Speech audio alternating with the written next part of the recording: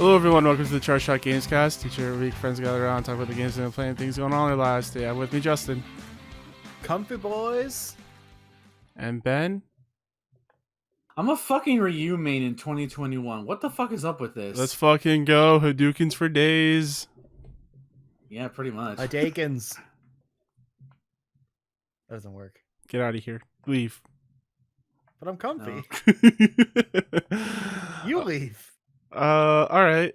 Bye. No. Shortest episode ever. Yeah, it's our triumphant return and we're already off to a great start. Yeah, sorry. I just felt like watching the Mummy movies. Ooh. I said, fuck it, let's do that. Alright. So Justin, what have you been playing this past week? For the last month? No. I'll stick with the most recent stuff. So I got Persona 5 Strikers. I did the early release so I could start playing on Friday because I'm apparently full weeb now. And I had to get my Persona fix early. But yeah, that game's actually really good. Like, it's not more Persona per se. It's not. Like, it honestly, it feels more like Persona than I thought it would. Okay. Because if you look at like Hyrule Warriors and stuff like that, like those are not, Zelda games with the Warriors battle system in it.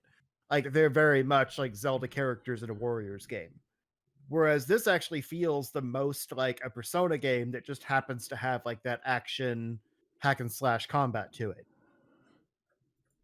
So like Warrior stuff aside, when you're not in like a palace, which this game calls jails, you're still like running around in the real world, talking to your party members, going to get trinkets and things at shops, completing like requests that come in from various people, cooking, all kinds of stuff. Like, it's all like you have kind of a mobile hideout now, so you're not doing everything out of the coffee shop, but it works essentially the same. So like a lot of your shopping is done online now, which makes me sad because pretty much all the vendors are gone. But there is kind of a funny part at the beginning because it is a sequel. There's a funny part at the beginning where you're like, let's go say hi to all the people that we used to, all our contacts, and everyone's gone for the summer. It's like that, that thing in a TV show when it's like they can't afford the guest stars, and it's like, where's this person? Oh, they're on a camping trip. Don't worry about it. But like the main cast is all there, and they're still great. They're all, same voice actors and everything. So like it does feel like a continuation. They just kind of trimmed some of the fat of like the Persona formula. So like you don't raise your confidant bonds with each character. You have an overall like bond level that is raised through completing requests, like leveling up your party members, things like that. Your dialogue options also have something to do with it because it is still like kind of that, you talk to people and different dialogue options show up, and like depending on which one you choose, it raises the bond level more or less. So all of that's still there. It's just a little simplified. And your bond is put towards like a kind of a skill tree type thing, which raises like your HP, SP, your other stats, and then some other like auxiliary things like getting more money and combat, having a higher chance at getting a Persona's mask during combat, things like that. So obviously the biggest difference is the warrior style gameplay, which is not as like hack and slashy as I expected it to be either. So when you get in the jails, they're really kind of cool, like open areas with a lot of different elevations and stuff, where you might have like a room that's just enemies, but then other times you'll go pretty long stretches without running into any enemies, and it's just like platforming challenges. So you're doing kind of the the phantom dash, as they call it, like Joker's little thing where you can like zip around everywhere, to these different like grapple points and doing like double jumps onto platforms and like going across. Like it's a full on like platforming adventure game, even more so than the original Persona 5, because I didn't really have a jump button. It just had like interactable platforms and stuff. And then at different points you can like hide behind cover or get up on a high perch or something like that. And if you see an enemy, you can ambush them, which again you can do in Persona 5. And when you ambush them, instead of like engaging the whole group of like hack and slash horde, you actually kind of take them out in one hit.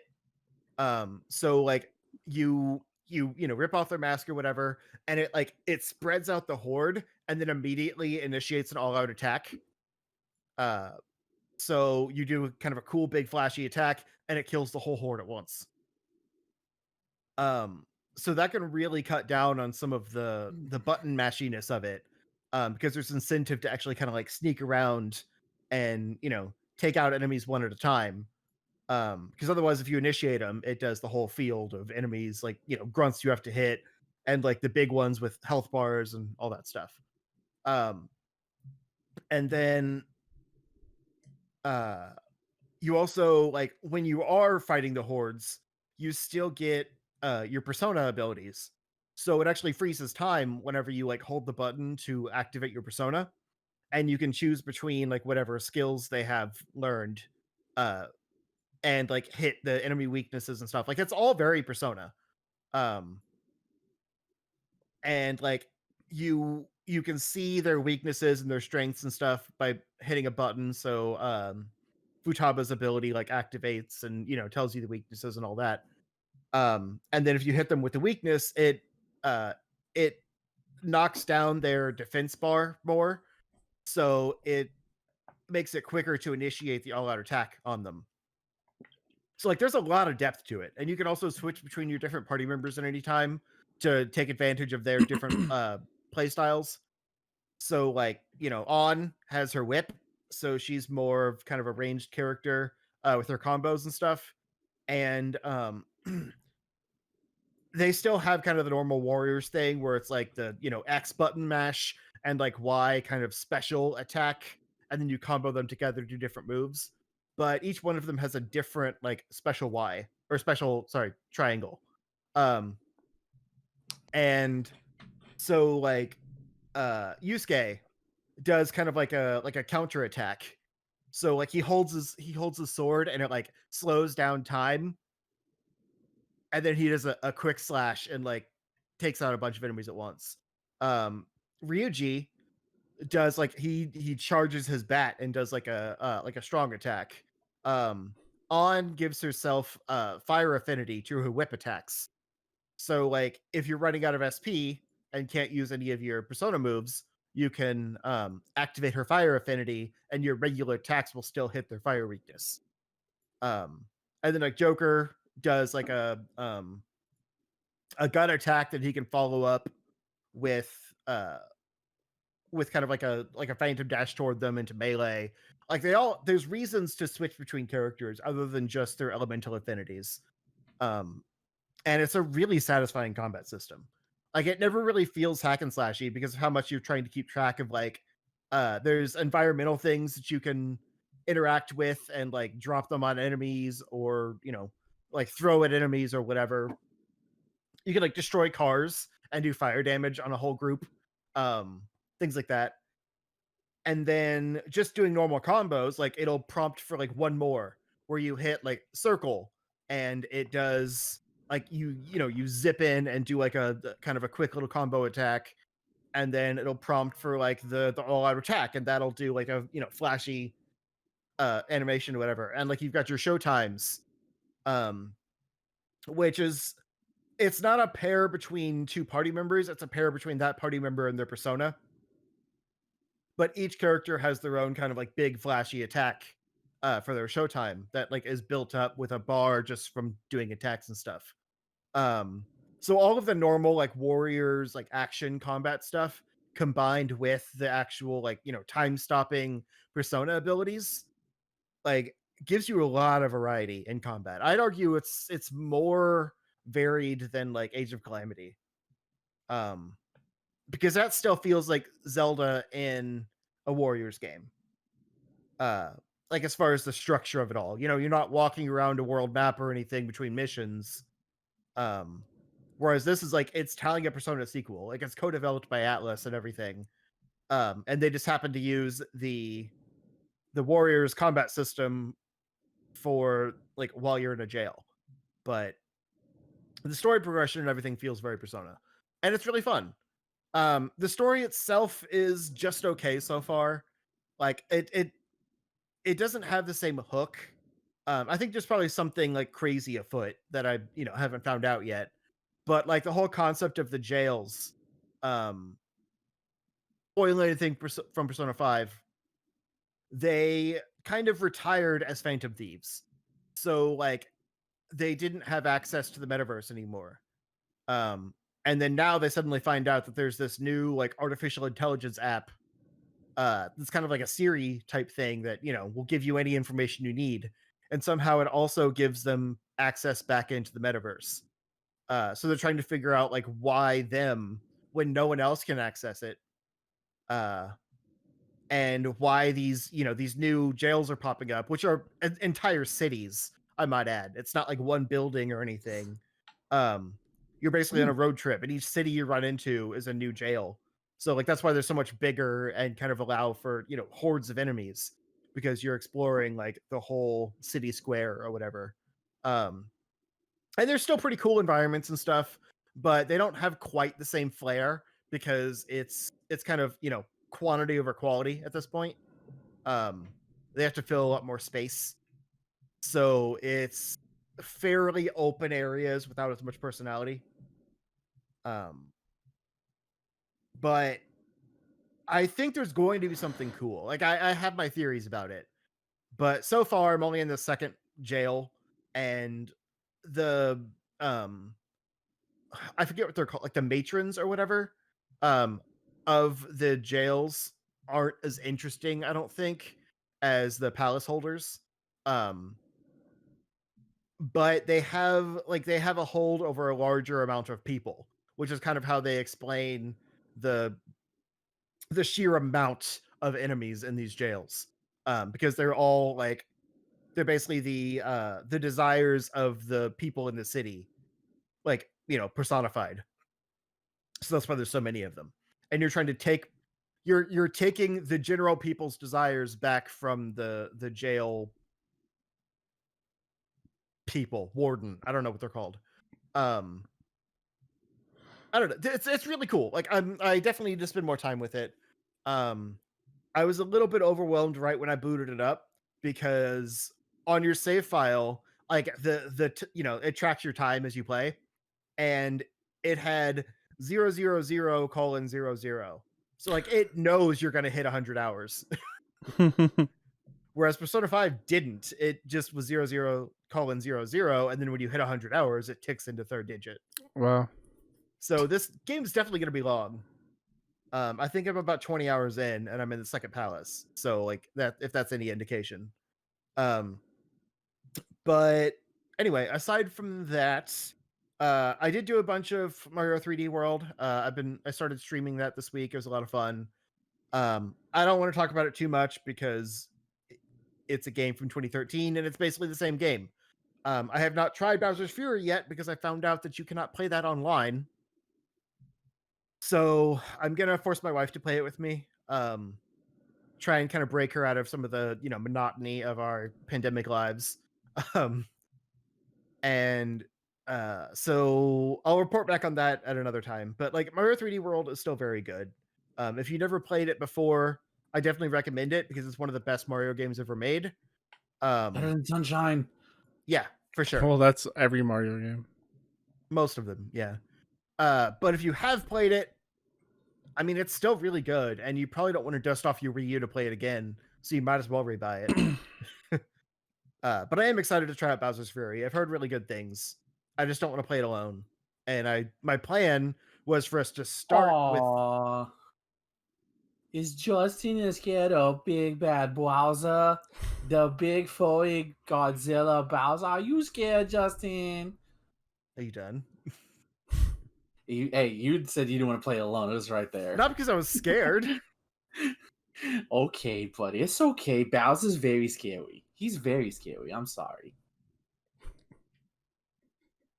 Don't shame me for my fears. But yeah, anyway, I've heard really good things. It seems like it's a cool, like, showing off the future of what Mario might be. But I want to do it co-op, do it right. So I think we're probably gonna like do a special stream, like a couple stream, or make a video out of it or something. I don't know. That'd be fun. But yeah, that's why I wanna try to get her to play with me. Otherwise, maybe my brother will do it. I don't know.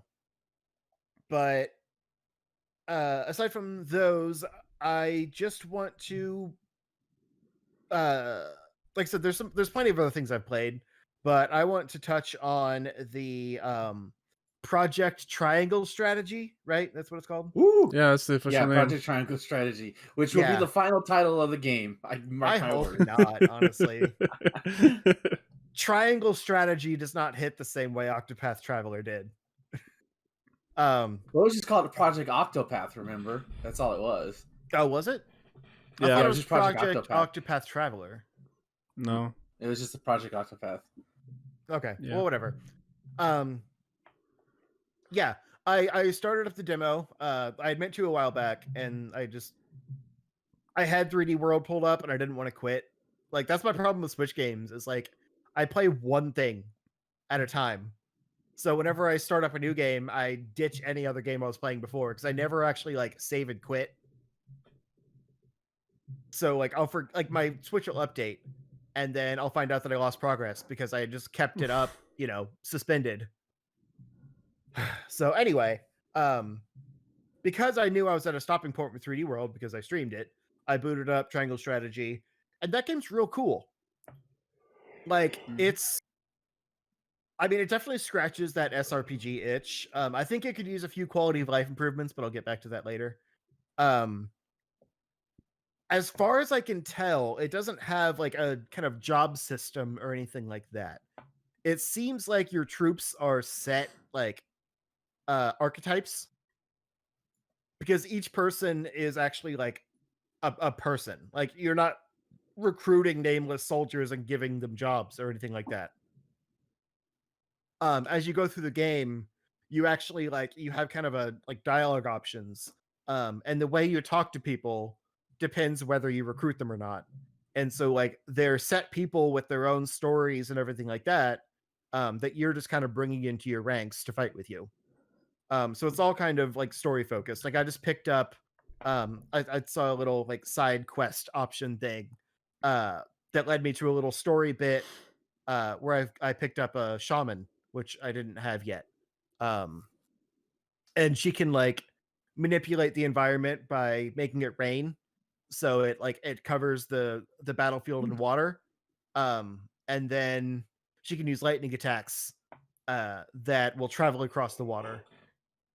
So like they're all really cool, but you don't have like, a mage and a knight and things like that. It's like they're a lot more granular. So one of my favorite archetypes is the spy. And they're kind of like the thief type character. But to preface, instead of like an actual MP system or anything, you basically have like action. I think they're technical points, which I think is like Octopath Traveler, right? Like, you have a certain number of points to use in combat. You mean the like brave points? Like where like you can do attack multiple times if you build up BP points? Is that what you mean? No, you can still only attack once, but it's like different actions use different number of points. That's BP points. You can either attack twice, or certain moves did require like, okay, you need to have 2 times BP to do this move. Okay. Well, you can't attack twice. But anyway, at the beginning of each round, you have 1 point. And if you don't attack that round or whatever, then the next round you get another point. So like you can kind of, stack them that way. Yeah, And that's straight from Octopath Traveler right there. Okay, that's what I thought. And more powerful attacks use more points. So, not attacking one round lets you use a more powerful attack the next round. So anyway, the spy archetype that I have, she can basically go invisible for 2 rounds. And she will stay invisible unless she attacks or like gets right in front of an enemy troop. But like when an enemy troop comes up to her, she becomes visible and they're surprised and can't attack. And that takes 1 point to do. So like basically every time she becomes visible, you can just make her invisible again. And she also has like a passive ability to act twice. So if you're right up on someone, you can attack and then move away and then go invisible. Like she's really cool and has a lot of diversity and stuff. But like again, they're very unique kind of archetypes rather than just set jobs that learn the same abilities and that kind of thing. And you also like you can still level up and earn new abilities in the middle of combat, which is kind of nice. Like I'm used to leveling up, but I'm not used to just like you learned whatever spell, and then like the next turn you can go in and see what you have. Which is kind of cool. And I have a few different like magic users, but they are basically elemental focused. So like I have, I think it's like a scholar or something, and it uses ice magic. So it can do like it can create an ice wall that doesn't do damage, but it just kind of creates a barricade that enemies have to go around or break through. So like if you have troops that are low on HP or something, you can put up an ice wall in front of them and kind of block enemies from getting to them. So it gives you time to heal them. So like in general, this game seems to have a lot more strategy involved, which triangle strategy, sure. But I like the first time I started it, I was just like, okay, run up to the enemies, attack them, just frontline, and I died. Because for one, I didn't realize that the loss condition was for one of the guys to get killed, like the one you're supposed to be protecting. So like I wasn't losing; it's just he died, so I lost. I wasn't. You need to implement the triangle strategy. That's what you failed to do. Right? It's right Commander, there. what do we do? It's right in the title, Justin. Commander, come on. Commander, what did we do? Implement the triangle strategy. But also, like I wasn't playing to the strengths of the characters. I was just sending people forward and having them attack. Wow. So like I wish honestly there was a way to defend, because if you like don't move far enough for any of your attacks to reach, you just kind of have to sit there. But I also understand it because like every turn you don't do something, you gain another point or whatever. So like that's nice. But I still wish that you could defend as an action, So that's one of the things that I kind of wish they would fix. Also, like I think because of the art style, it can be kind of hard to tell who your enemies are, because they don't like glow red or anything like that. If you toggle on the overlay, which is actually really nice, it'll put a number over everyone that shows their turn order, and then also like their HP bar, and those are blue and red, so you can tell enemy and friend that way. But then it pretty much covers up the sprite, so you can't see which direction they're facing. And you always get a critical hit when you hit someone from behind. So like those kinds of things are a little bit at odds with each other. I mean, you can toggle on the overlay off and on at any time, but it's still kind of a hassle.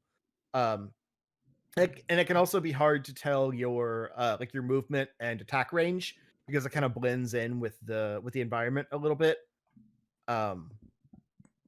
Because the way they do it is really cool. Like you have the squares you can move to, and if they're blue, you can move freely. If they're like purple, you can move there, but you're in the attack range of another troop. But that makes it kind of like it's not that much of a difference in color, and sometimes one or both of those blend in with the environment, so you can't quite tell what your range is. But But I mean, like if you get into one of those that is in range of an attacker, like it'll show arrows from who can attack you. Um, so like it's got a lot of nice visual quirks and stuff, but it's just I kind of wish some of that overlaid information was a little it popped a little more rather than kind of blending in with the art style. But the game is beautiful. The voice acting is actually pretty good, which is good because there's a lot of it. Like almost even the optional scenes are voiced. It's insane, especially for a demo. Um, and like all the troop varieties are really cool. Like I don't have two of the same troop. Um, some of them are kind of similar. Like like I said, I have a few elemental troops. So I've like got like an ice troop and a fire troop, and then now I have my shaman that's like water and thunder.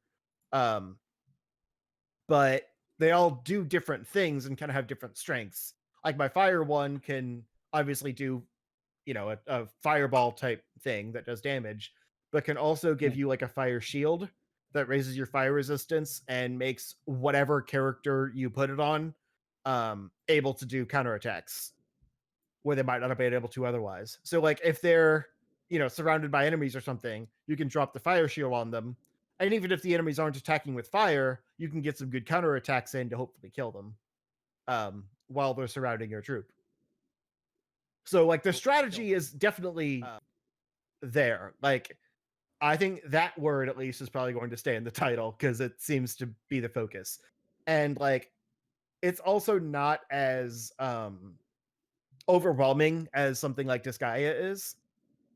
It has a lot of mechanics, but like it's fairly straightforward. It's just each troop has their own things they can do. So it's kind of just it's remembering that stuff. But it's pretty user friendly and easy to jump into. I mean, this demo is supposed to take place like somewhere in the middle of the game, and I didn't feel lost. The story itself, I mean, it's war. Like it's war between three factions. War is hell. What is it good for? It's not. It's no, not no, terribly DMCA, unique DMCA. so far. But the characters themselves are really cool. And I've kind of buried the lead a little bit because like I think the coolest feature about this is you actually can like walk around between battles. Whereas a lot of SRPGs, it's just like dialogue, and then it goes right into the next battle. This has like a world map where you can kind of see little side scenes and things like that. But then some of the markers on the map are actual like interactive elements where you can like walk around the town and talk to townspeople and like find items and things like that. It's not like full on dungeons or anything, but there's at least some interactivity in it. And there is kind of like a branching choice system in the game based on like scales. So at certain points, like I just did one before we started. At certain points, you have to convince your troops of some kind of decision. And if you don't convince them, like they might still end up in your favor. Like it's completely up to chance. But the more information you gather, like from wandering around the town or wherever you are, getting like information that is valuable towards the persuasion, you can use that in the dialogue options. Like it'll pull in new dialogue options for you to pick based on that information to help you sway the people towards whatever decision you want to make. And then they all, put their vote in, and whatever decision comes up as the majority, like whether it's what you want to do or just, what the majority decides, that's where the story goes next. So not only will it allow for replayability, but it has some really cool implications as far as just like character development. Because like the one I just did, I was able to convince everyone except one guy named Benedict. And I already kind of didn't trust Ben. him. Right. Well, I wasn't thinking that, but I already didn't trust this guy because he seemed kind of shady, even though like he's like a support class. So like, all he can do is buff us. But then like he was the only one that voted to basically like kill the king, essentially. And so now I'm thinking, like, he's a Benedict Arnold type. Like, I'm not sure I should trust him. But I don't know if that's where the story is trying to go, or if it was just a random thing where I didn't persuade him. So, Of like, there's course, some interesting stuff there. of course, Ben is trying to kill the king. We all knew this was coming. Yeah, because he wants to be king. I am Or tyrant, if you will. I'm already a king. What are you talking about? King of what? Your love. There you No. But yeah, it's really cool. And I'm not done with the demo or anything yet. I don't know how long it is. I played for a 10 few hours. Oh, is it? I'm kidding. No. Oh, okay. I don't know. But they said it's only a few battles, but they upped the difficulty so like you can, fully understand like the mechanics and stuff. Like you have to try harder to win. So it encourages you to, mess around with the stuff more. But yeah, I'm really enjoying the combat system. Like I always want to like the strategy RPGs, but very few of them actually grab me. Pretty much the only ones have been the Final Fantasy Tactics games. And this feels more like that than something like, Disgaea. So yeah, we'll see, but it's really fun. I like I said, I have other games, but I yield my time. Ben. So I'm gonna go real quick. I started a new game that I started streaming because Alba was boring the fuck out of me on Sundays. I love that game story, but I don't know. I think it wrong reasons. But I decided to start Indivisible a couple weeks ago, and I think that was the smartest decision I've ever made because I am constantly, if you just go watch the VODs, I am constantly screaming of like how amazing this game is. It's like I'm not gonna go into detail, but it's awesome. Like I knew what it was, but like once I started playing it, it's great. It like combines the best aspects of Metroidvania stuff with like a cool turn-based combat feature with fighting game motifs. It's like a game that was made for fucking me. It's like tailor-made to what I want. Really good, solid voice acting, amazing quirky characters. God damn it, fuck you. Oh God, and the fact like we're never gonna get a game like this again for a long time because of the circumstances of Lab Zero that we talked about last year that I don't want to get into, but it's there and I hate that. But it's seriously like for something that's based off a PS1 game in Valkyrie Lenneth, this is such a oh my God, every Sunday I look for like I tell like it's you don't know how hard it is for me to fucking just pop the cartridge in and be like let me just play. No, hold it off for stream. Like I've never had this feeling with games when I stream, but like this I'm like I just want to play you. I just want to it's amazing. It's fan fucking tastic, and they keep adding new cooler looking characters into my party. Oh, I love it. So far, my favorite is Razmi, who is this like she's the second party member you meet, and she is just like constantly like talking about death. She's constantly roasting other people in your party. It's hilarious. It's the voice acting is really really great. But yeah, I stream that on Sundays. So, what else have I been playing?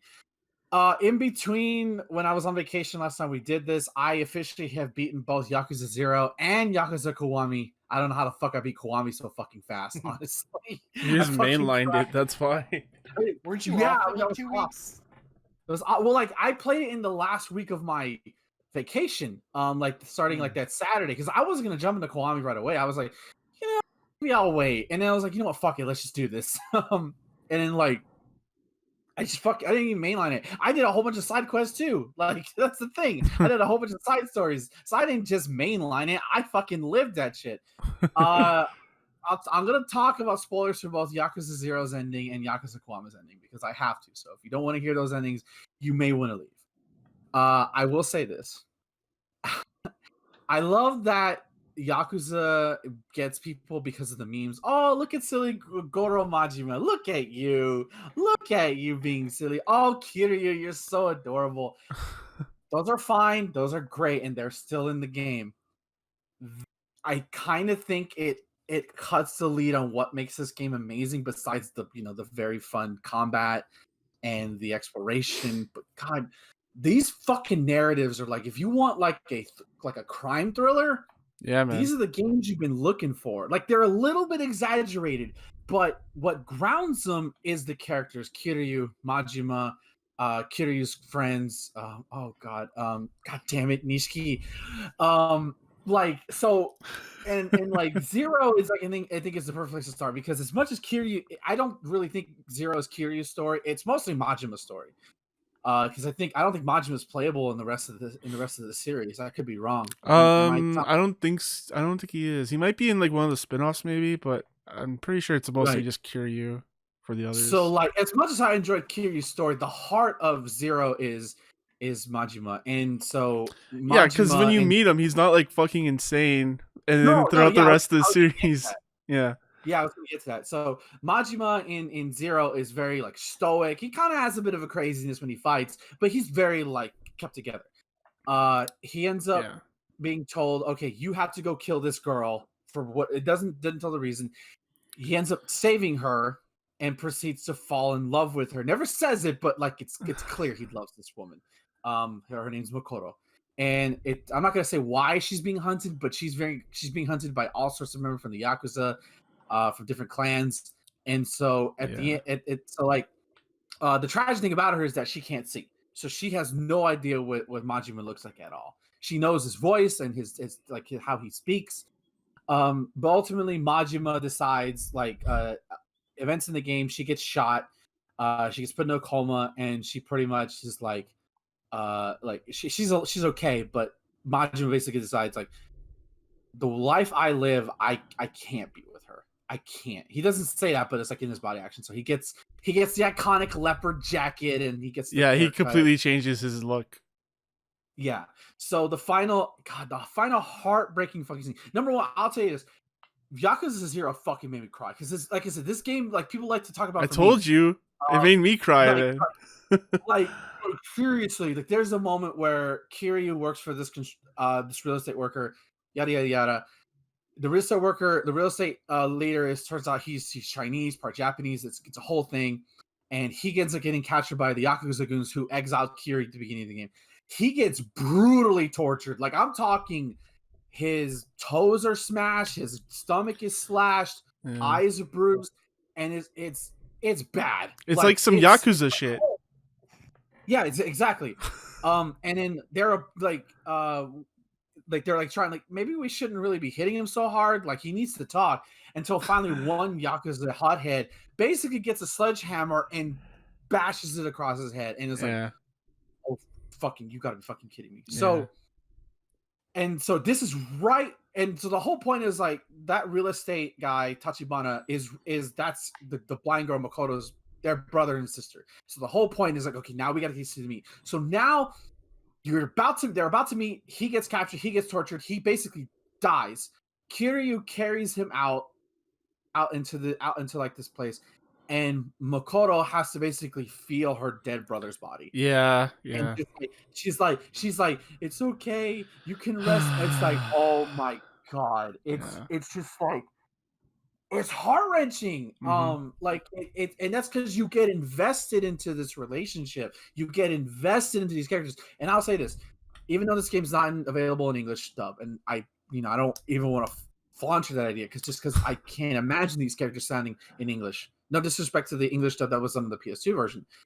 It's just that, like, even though I don't speak Japanese, the way they like how they say things or pronounce things, I understand it. There's a universal language to everything, and that's what they do here. Like, God, it fucking hurts. So the bad guy, ultimately, Kiryu kicks the Yakuza boss's ass, who was responsible for everything. But the real tragedy is Majima. The one final scene is Majima has Makoto and her friend of her are being harassed by these two assholes. I'm assuming they're like Yakuza lowlives. And Goro comes in, Goro Majima, and like he's like, "Oh, do you not know this is?" Majima just lays him the fuck out. It's great. And so, like, one of the friends walked off to go get, like, help, and he comes back, and it's a doctor, and he's like ready to throw down with Majima. I'm like, okay, sure, buddy. And so Majima pulls him to the side, and he basically says, "Hey, are you her doctor?" Stuff like that. Like, do you love her? And like he puts the question, like he sees him clench your fist. If you clench your fist, you better ready to fight. And I don't think you are. But do you love her? Basically, he basically gets him like he basically tells him, "You take care of her. Do you Take treat her care of right?" her And for he me. walks- Yeah. yeah, take care of her for me. And he walks away. He could have easily said, "I'm right here. I can be with you. We can be together." He walks away, and it's the saddest fucking thing ever because he doesn't want to put her in danger anymore. It's heartbreaking. So yeah, Zero was a trip. So then I immediately jump into Kiwami. So like, goddamn. So if you thought Zero was bad, Kiwami's even worse in terms of making you cry. I nearly gave it away. I was like, "Fuck Nishiki." You're like, "No, he's our boy." I'm like, "Yeah, you're right. He's our boy." Yeah. So early on, everything's kind of hunky dory. Kiryu might have a girlfriend. In Amelia, not Amelia. What's her name? Yeah. Not Reina. Reina's. I don't remember. I can't remember because she changed. She has two different names. She has two different names in the game. But like they clearly have a thing for each other. But then shenanigans happen, and Nishiki kills a Yakuza boss because he was trying to put the moves on this woman. And so, out of the selfishness of his own, just because that's the kind of guy Kiryu is, he says, "No, I did it." And Kiryu goes to jail for 10 years. Kiryu goes to jail for 10 years for a crime he didn't commit because he didn't want his friend to be in jail. Because he thought he was protecting him. You fast forward 10 years, Nishiki looks different. Nishiki looks evil. Like, what the fuck happened to you? And you're trying to piece together, what the fuck is going on? What happened? And you're constantly getting flashbacks onto a lot of this story is basically centered around Nishikiyama and Kiryu, and sort of it's Thomas said it, like, I think in our Discord. I can't remember exactly he said it, but it's Obi-Wan Kenobi and Anakin Skywalker. It's brother versus brother. It's ultimately they're gonna come to a clash. And Nishiki, basically, you see through flashbacks, Nishiki can't handle the fact that people still compare him to Kiryu, that he constantly fucks up, and he slowly starts to deteriorate. He lets his own ego, his own jealousy consume him to the point he hits his friend Reina, that's both him and like he hits her, which that's like the first step.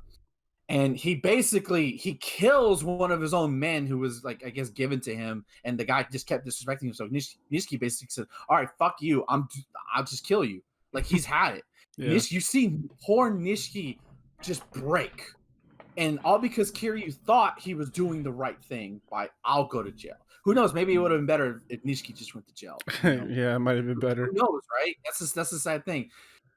And so I'll get to mechanic stuff in a minute, but like what's really sad is that ultimately Kiryu's basically whole inner circle just dies. His friend Reina is killed by a Yakuza hitman. The girl who he had feelings for, she ultimately dies at the final fight with who the real villain is. Because Nishiki sacrifices himself to take out the main villain after a dramatic fight with Kiryu. Oh my god, that fucking, you want to talk about cinematic, right? You want to talk about like heart-wrenching, when you have to fight, because I knew it was going to happen, because you fight who the real villain is, who, like, what the story's about, and I won't go into that because, like, the 2 billion yen storyline where the Tojo clan lost their money and they're trying to find out who stole it. The Tojo clan basically had 2 billion yen stolen from them. You learn who has it, you kick his ass, and so the Nishiki shows up, and of course, and it's like, and I'm just like playing this, I'm like, Nishiki, I don't want to do this, man. We don't have to do this. And like, of course, shirtless, show off the tattoos. What's sad is that Kiryu has the dragon tattoo. Nishiki has the koi fish. Now, if you don't know the Japanese legend, the koi fish is constantly going upstream, and it basically become the dragon. He wants to be like Kiryu. It's and constantly throughout the fight, not constantly, but like there are moments in the fight where like a moment will happen and it'll flash back to their older days from Zero, and it's like, no, stop, like, oh, it hurt, like it legit hurt. I'm getting goosebumps you telling the story, man. Like, it's so good. Yeah, it's heart-wrenching. It's truly heart wrenching. Like I said, and I'll talk about one mechanic thing that I really didn't expect to like enjoy, but I did. So, Majima is in this game, and God, if you play Zero first, it's such a fucking it's just such a 180 of a character. Yeah. So Majima likes to he at the very beginning of the game, he establishes, I'm gonna keep my eyes on you 24 fucking 7. And of course Kiryu goes to jail. So Majima comes back, and then Kiryu comes back from jail after being 10 years away. And Majima still says, I said I was going to keep an eye on you. So I would. So constantly throughout the game, Majima will appear at random points. I'm not joking. There are points, the first time you meet him is you're just walking by and you get stopped by a cop. And the cop, you don't see the cop's face until you see it sliding, and then you see that grin. Like, hey, it's me. And all he wants to do is fight you. He just wants to fight you. Because he realizes that you've been in jail for 10 years, so you fight Majima to gain more abilities for the dragon style, which is new for going from Zero to Kiwami. It's new, and there's some really cool stuff you could do with the dragon style. God, there's a moment where Majima is hiding in a giant ass traffic cone. He's just like, I'm just because like you get a message. By the way, that traffic cone is in that game throughout the whole series. That giant traffic cone. Exactly. So like Majima's henchmen will occasionally tell you, "Oh yeah, the boss is kind of hiding in this place," and it's like, okay. And then like I'll go down the street and I stop. I'm like, why the fuck is that giant traffic cone so fucking huge? And I go to it and like it's Majima. Oh, silly Majima. And like you fight. He only does it. There's a point where you go to so I ended up. There's a men's cabaret club you can go to, and there was one woman I kind of swooned, but I was like, I'm gonna go see her again. Fuck it, let's go have fun with her again. And then I go there, and then you meet, oh god, Majima in drag. Oh my god, that's amazing. It's just like, yeah, and he's just trying to fight you. He's just trying to fight you. My favorite one though is like Majima tells you like, oh, I'm at the very edge of the city. I'm kind of feeling sick, Kiryu. You got to come help me. And then you go over there, and fucking Majima's a zombie for some fucking reason. I bet that's a callback to their zombie game that they made. I've never played it, so. But okay. Yeah. So like, yeah, and the whole sequence becomes like, and it's like a run through Kamurocho, but it's a zombie apocalypse. So like Yakuza members zombified will come out at you, and like Majima's like, just playing, man. I just wanted to fight you again. Oh, you son of a bitch! Like it's what I constantly will say is like, fuck. And so besides that, occasionally as you level up, you'll constantly hear Kiryu-chan, and you'll either A, see him on the map walking. So if you wanted to go fight him, you can, or B, he'll be hiding somewhere. And so if you hear Kiryu-chan, he literally could be anywhere. Like there are points where like I walk by this taxi, Kiryu-chan, and there he is. He's right there. Yeah. I thought I was gonna be annoyed by it, but it's hilarious. There are points when random dudes will just like bump into you and like, oh, you want to fight? I'm like, all right, dude, let's fucking dance. And then Majima comes out of nowhere. He's just like, all right, you're gonna fight. I'll fight. Mm-hmm. I'll fight you too. Oh, it's fan fucking like it's. I gave it a 10 out of 10 on Twitter because like it's seriously a perfect game. Kiwami I think is a 9 because I think the dual storyline kind of like overdid it itself. I still enjoyed it, but I felt Kiwami was stronger because of its narrative and focusing only on Kiryu and that sort of turmoil. It's such a. I think you're fine if you start with Kiwami, but I think you enrich it more by starting with Zero. In all honesty, yeah, I agree with that. Yeah, like seriously. So one last game I'll talk about, then I'll yield my time. Street Fighter V. I'm back on my bullshit again. Capcom had the winter update launched this past Sunday, where it was not Sunday. So we got Dan Hibiki officially released. So Dan's back in Street Fighter. He has a fucking infinite. I'm not joking. There's an infinite with Dan in there right now. It's hard to do, but it's there. What's an infinite? What's an infinite? You want to learn how to do a fucking infinite? I don't know the infinite, but it's out there. Just look No, up I Dan mean, Infinite what Street is it? Like, Fighter. what is an infinite? You've never heard the term infinite in a fighting game? No. Have I not? Okay, so infinite is basically you keep the opponent cannot break away, they cannot attack you constantly. You're just constantly attacking them, Okay. and you basically it's stuck there. You get the opponent stuck in a loop. It's not necessarily common in 2D games. It's mostly common in like Marvel versus Capcom-esque games where you can basically lock the opponent down into a loop to where it's inescapable, and basically they don't let to play the game anymore. Wow. Yeah, so just go look. Like that's where the meme is from. Marvel's Capcom 2. You want to learn how to do a fucking infinite light punch, heavy. Yeah, it's that. So just go look it up, Thomas. You'll be watching for days. But Dan has that in Street Fighter 5. He has a fucking infinite in the corner.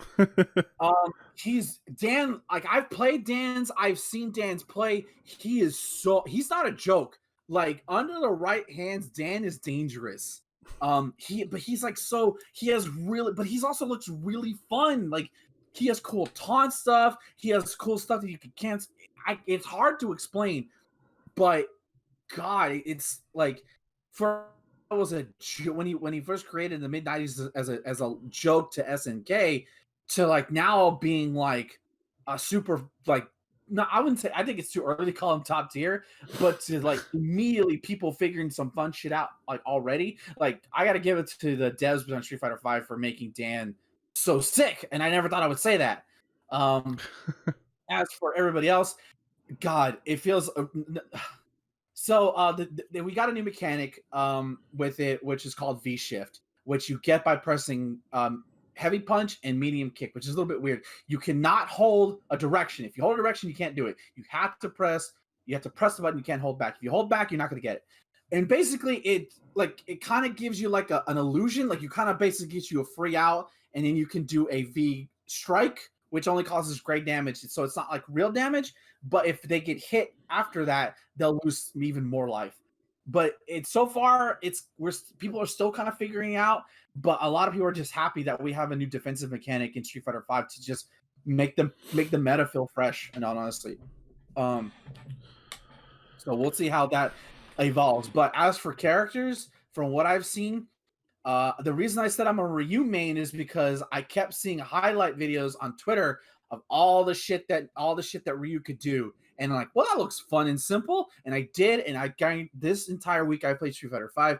I haven't had this much fun in with picking up a character like quite some time. I've played Ryu in past seasons where he was like considered trash, but like never online just because like he's bad. Just because the problem with Ryu was that like so he was bad because other characters had a way of getting around his fireballs. His normals wouldn't work the way you think they would work. They fixed all that. And the joke is that because his ass is in Fortnite, that they had to buff him. So, which I honestly think Ryu should be top tier. He's the fucking face of the goddamn game. Yeah, right. He should be top tier character. He's the most used character online. Like, make him good. It's technically Ryu has not been played.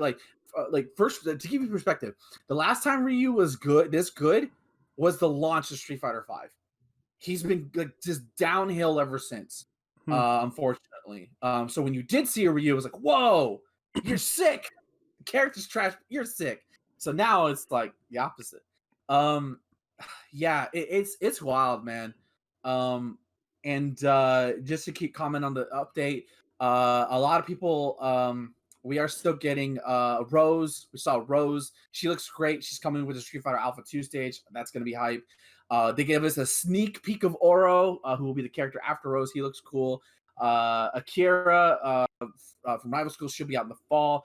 A lot of people assume, me included, thought 11 was going to be the last character, which if you don't know, there's a character called Third Strike from 12, basically a robot who can turn into anything.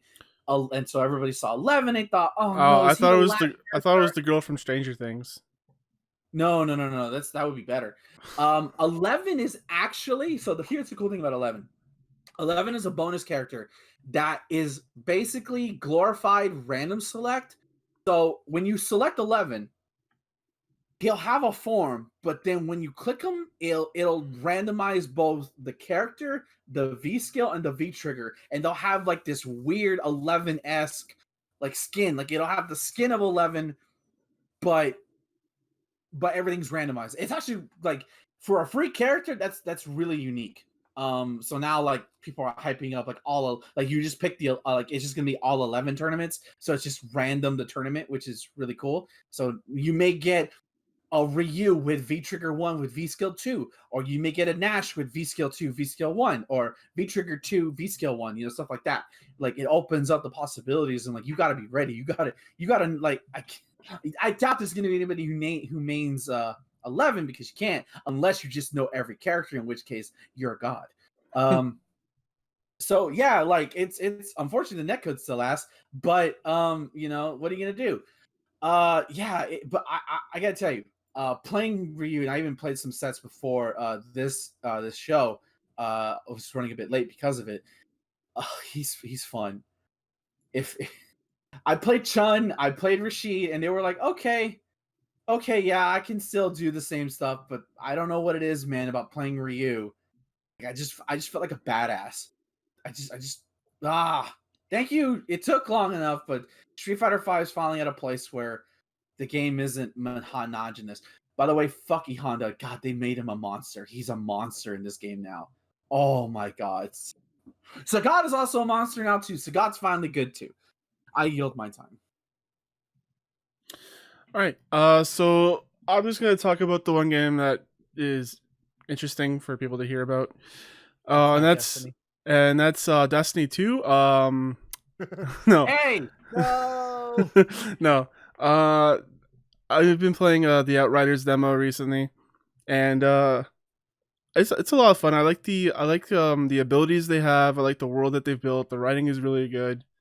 But there are a few issues. Like there's a lot of people having bugs out there where the game just straight up crashes. It's got that Final Fantasy VII remake vibe to me for graphics, where like there's a lot of it that looks really good, but there's like areas where you're like, man, like this is looking rough. But everyone is comparing this to Destiny. It's more of a Division like than a Destiny like, because it's third person action, and it's not about movement. There's like no running and jumping and stuff. It's all about cover base and hiding behind chest side walls and stuff like that. There's 4 different classes that you can pick from. I picked the Titan, or well, it's not a Titan, it's a tank, and he has the innate ability when you kill someone up close, you get healed, which is great because I just run around with shotguns all day and I don't have to deal with the cover system. He has like a sick ass earthquake attack where it'll just like have basically a straight line damage cone that goes out in front, and basically one hit kills grunts. So if you need to get your health back, if you're getting beat up, you can just find a group of grunts, hit the earthquake, get healed back up, no problem. He also has an ability where he could put like a stone case around him, so he takes reduced damage, stuff like that.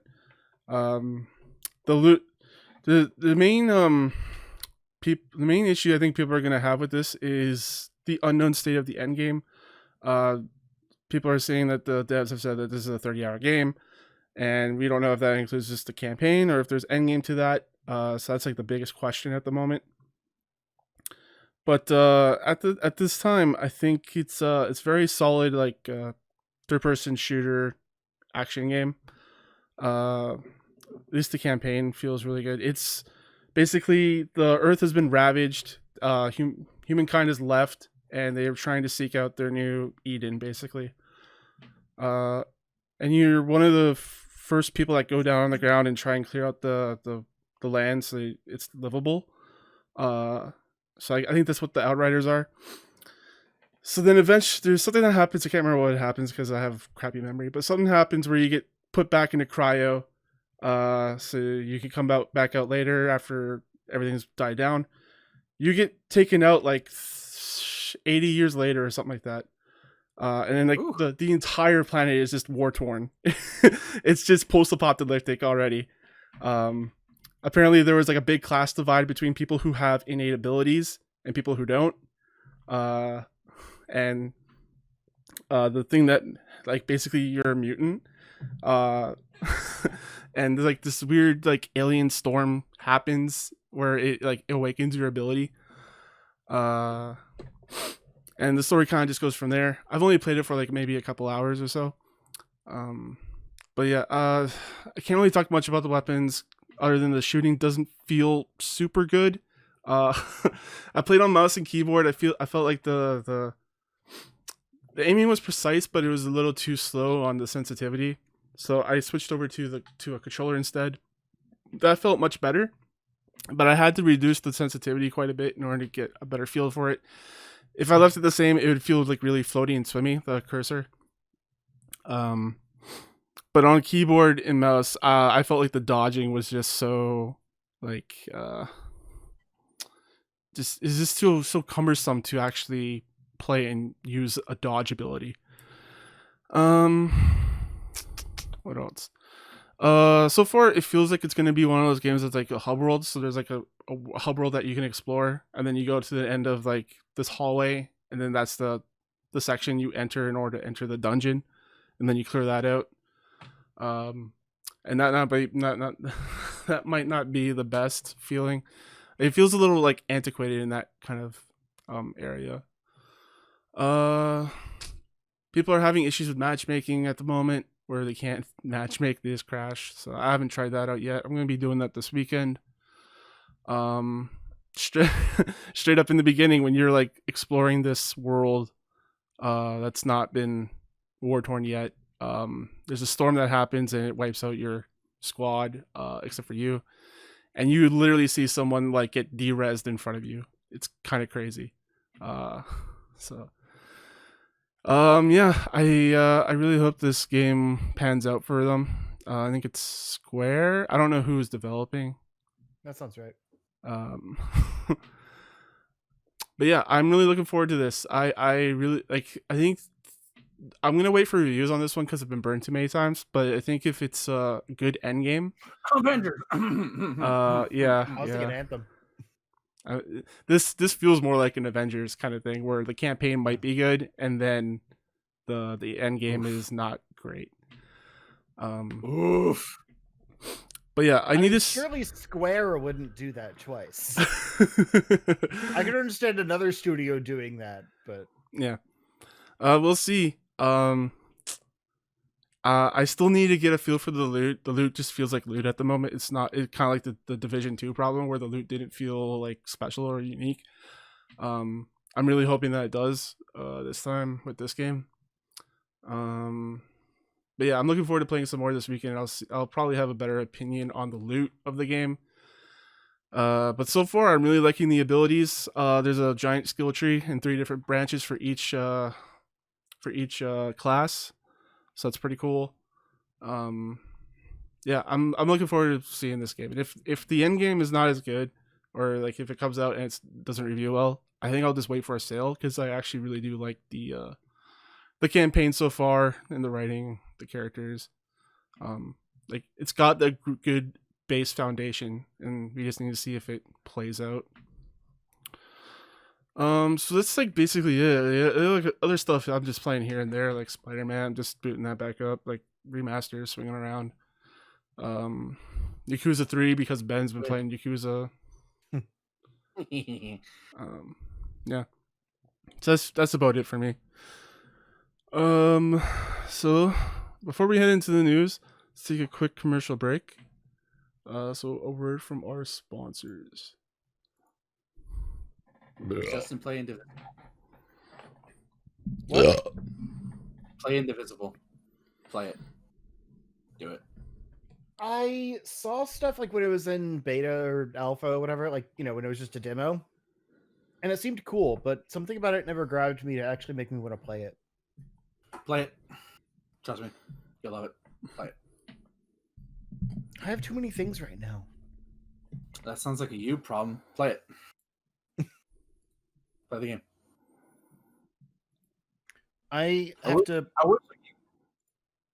have to pay my car sales tax soon. I can't buy anything. I wish I could gift games on the Switch. I would just fucking gift you the fucking game. Be like, here, fucking play this game now. Fucking play it. Yeah, it is really dumb. Like there was something I tried to get for someone on Switch and ended up just like buying them an eShop card and giving them the code to that and telling them that like what the game was. It was so stupid. I can do that. Yeah, I should do that for you then. Yeah, it's Here, dumb. here's the game. Play it. I mean, my birthday is in like 2 weeks, Ah. so Oh, the one I'm not invited to, right? Yeah. you uninvited yourself. Hey, man, it's right there. It was right there. Okay, excuse me for making a funny joke. Sure, low hanging fruit. Oh. Speaking of low hanging fruit, Google Stadia shut down. Oof. That's no, oh wait, no, DMCA. I think that's in the public domain. No. Listen, man, I won't take any chances because then some fucking person who like did a cover, but like I own it. Fuck you. Sorry. Oh, let me be shocked for a minute about Google Stadia being shut. Oh, the power of y'all sex noise. camera. Oh, I can't believe it's gonna be shut down after how horrible the service has been since what, last year? Yeah. So I might have missed a recent news story about it. Is it actually like, is it totally gone? Because the last thing I saw was that they're shutting down their internal studios and just focusing on third-party releases. But like the server is still up and like Stadia as a thing still exists. I think the service is probably still up at the moment, but this is gonna be like the studio's going away is gonna be like a calling card, you know. Yeah. I mean, they could survive on third party, but like there's enough other services like xCloud out there that are just as good and built into the infrastructure that I don't see people like really supporting a standalone thing. Uh-oh. Yeah. Yeah, it seems it's just internal studios, but again, like that's just like canary in the coal mine, you know. It's like, oh, that's why Ben said, "Oh no." Oh. All right. Well, now he's just a green screen. Oh, no, I don't. We have Giant Kermit on the call now. Just his chest. Yeah, it's really close. Ben, if your camera's not working, just turn it off and you can just have your image. It's fine. Okay. But yeah. Yeah, it's a canary in the coal. Yeah, it's a canary in the coal mine. Okay, now God damn it. What? The video version, I'm where Ben is, Justin is where I am. Oh, and yeah, that Ben is where I'm not bothering that. You guys can figure it out. But yeah, I doubt that they're gonna support anything other than just like leave the service up. Mm-hmm.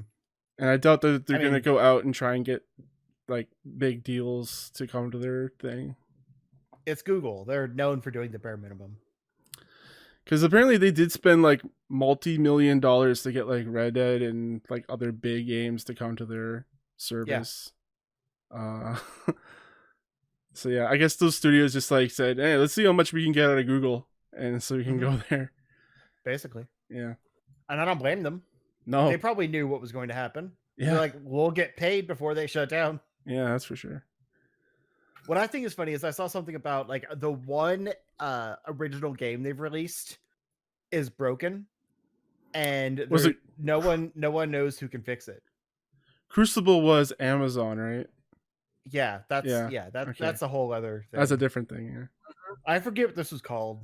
It was like not super good. Was it super bad? Yeah, no. I mean, it was fine. Like people are annoyed that it can't be fixed, so it must be playable. But yeah, I think it's sad, but it's also kind of funny. It's like Google created a game, and if you go to them and be like, "Hey, your game's broken, you should fix it," they're like, we can't." Buy our service? They're still selling Stadia Premier editions for $140. Mm-hmm. Fucking insane. Yeah. Speaking of things that are fucking insane, Cyberpunk 2077, CD Projekt Red has been hacked, and the perpetrators are demanding ransom for, I believe, $1 million. It's worth noting here that we haven't had a show in 3 weeks. Yeah. We're just catching up We're playing catch So up. they were hacked, and they were requesting ransom. That's all. We don't really know what happened from it. They kept it pretty hush hush. Well, they did share the email that they received from the ransom people. Yeah, Which is insane. You figure they would but I just mean, take like that. the aftermath of it. Yeah. I did hear and see that the CD Projekt Red is demanding using DMCA to take down bids and auctions for this source code, which is funny. I mean, they should just let the source code go. Maybe someone else can make the game better. Yeah, really.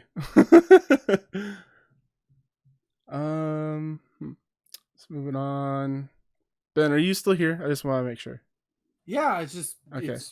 Well, I don't really have anything to contribute. Yeah, I just want to make sure that you're still like with us. That's all. It's hard to tell I could try with turning my camera on if you your want. apathetic red face. I can't. I'll turn on my camera back on. Hold on. Yeah, watch it mess up. Maybe. Oh, are we fixed now, though? If it doesn't work, just keep it on the loading screen so we're still fixed. Okay, fine. Yeah, we're fixed on the video end of this podcast. See? There we go. Okay. Problem solved. Go ahead. What? Nothing. Okay. Jack Black joins Borderlands movie cast as Claptrap. This might be their one good That's like titular casting right there. It's like their one good casting decision. Yeah. My wife hadn't even heard of this movie, and she was like, I kind of want to watch it now to see Jack Black as Claptrap. Like, that's really good. Yeah, I don't even know what the last thing Jack Black was in. Jumanji. Yeah, Jumanji 2. Oh, yeah, that's fucking right. I don't watch those movies. They're really good, actually. Yeah. They're a lot of fun. Remember, Justin, he watches The Simpsons, so he's got high standards. Yeah, I'm on season 29 at the moment, so. Then no, you don't. It gets me through the day, man. That's all I need. Yeah. Another thing getting us through the day is that VR is coming back to PlayStation 5, or is coming to PlayStation 5. Oh, what a shock. I can't believe they're doing that again. And it's going to have one cord. Oh, and hopefully not a bunch of gimmicks like the camera. You mean they're not going to sell you a bunch of peripherals to buy for the fucking thing? I'll be shocked if they don't. Well, they said it'll have new controllers that take advantage of the PS5 stuff. But like every other headset now has internal camera tracking. So they should just make that part of the headset. Like if you I think the reason they did the camera for PSVR is because like they already had the camera out there. Yeah, they kind of just like cobbled a bunch of existing technology to make VR for PlayStation. Right. Which it was like the first console VR. So like it's like pretty cool that they did that. But now that like if they're gonna go ahead and stay in the VR space, they need to step it up. Yeah. Now they're competing with Oculus Quest. Right. But I am curious about this because like PlayStation VR is the one thing that like even if you have other VR things, like there's still exclusives on PlayStation VR. Like Iron Man. So like yeah. So like I would be curious about that, despite already owning a Quest, because like there's still things I can only get there. And I think they could do some really cool things with the next generation, especially with the power of the PS5 running it. Mm-hmm. It seems like a winner. Yeah. I'm looking forward to trying this out when I get a chance to. $500. Yeah, I spent like $300 for the one for PS4, so I'll just wait for a sale, I guess. I don't know. Speaking of waiting, Anthem development ceases to exist. BioWare is now focusing on Dragon Age and Mass Effect. So what are we waiting for? What? What are we waiting for? Nothing now. Yeah. Dead. Yeah.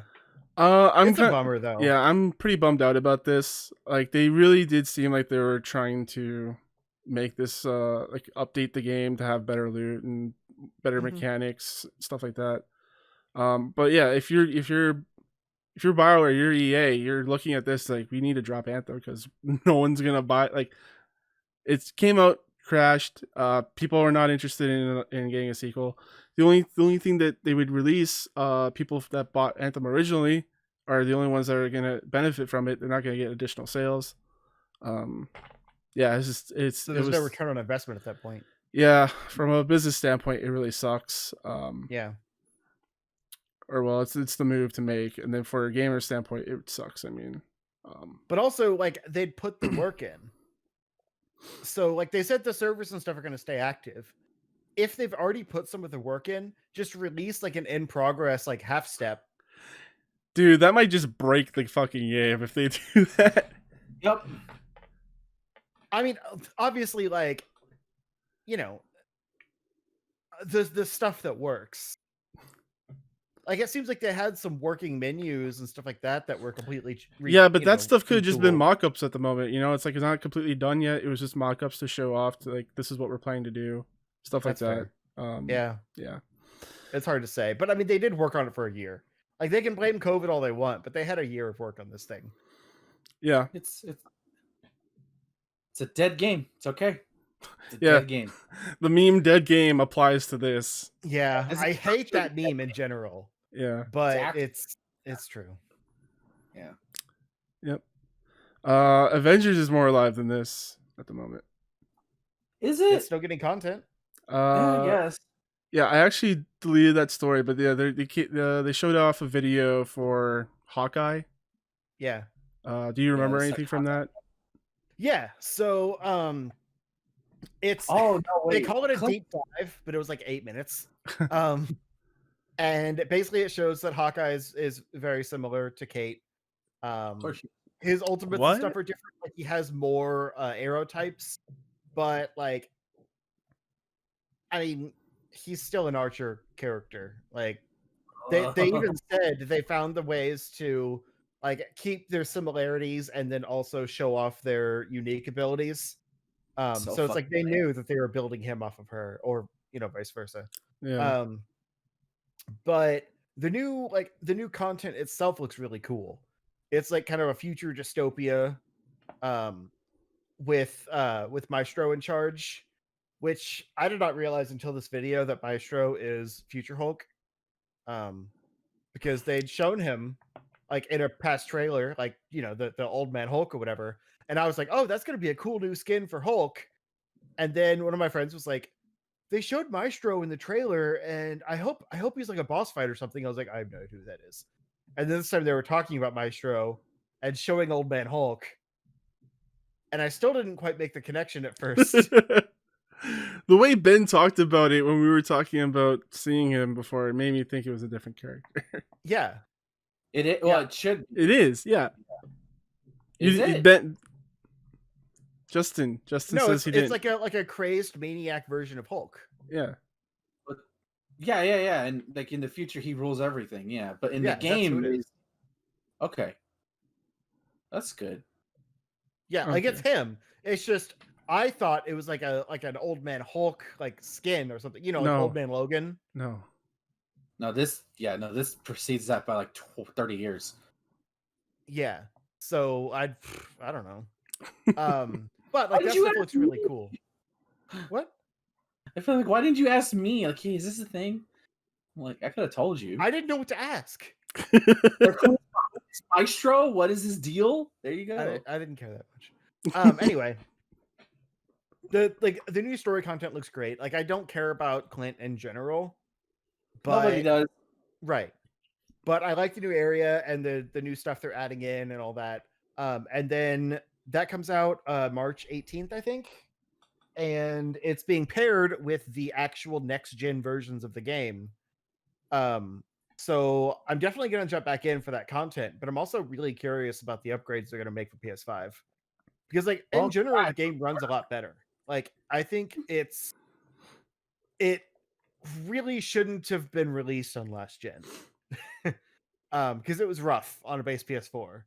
But like once I did the backwards compatible on PS5, like it was a I mean, It was super functional game again. Yeah. it was fine on One X. I'll say that much. It Well, was. yeah, It I was. think it was better optimized for Xbox. Yeah. Scored But like one from. PS5 was like, buttery smooth frame rate, all that stuff. So like I'm curious with these upgrades, like if they're, hopefully they focus on still making it stable and Yeah, not I just was gonna say, pretty 4K. watch them screw it up, and then like the frame rate is back again. Right. I think there's still a performance and a fidelity mode. Yeah, we'll see. So there's always that. But We'll see. yeah, I'm especially curious about the increased loading or decreased loading times because those are pretty brutal still. So yeah, I'm excited. Like it's great that they're like I expected the next gen version to be like summertime or something. I think the DLC loadout has been pretty slow. Like Hawkeye should have been like a month after Kate. Because of the way that Kate's story left off, it felt like that needed to come pretty quick. But I'm okay with the fact that it's coming out now because they're also doing the next gen update at the same time. So it's going to be a lot of new all at once. And I think they're also bringing in the New Game Plus. So I might just redo the campaign on PS5. Like, functional. We'll see. But yeah, I think it'll be cool.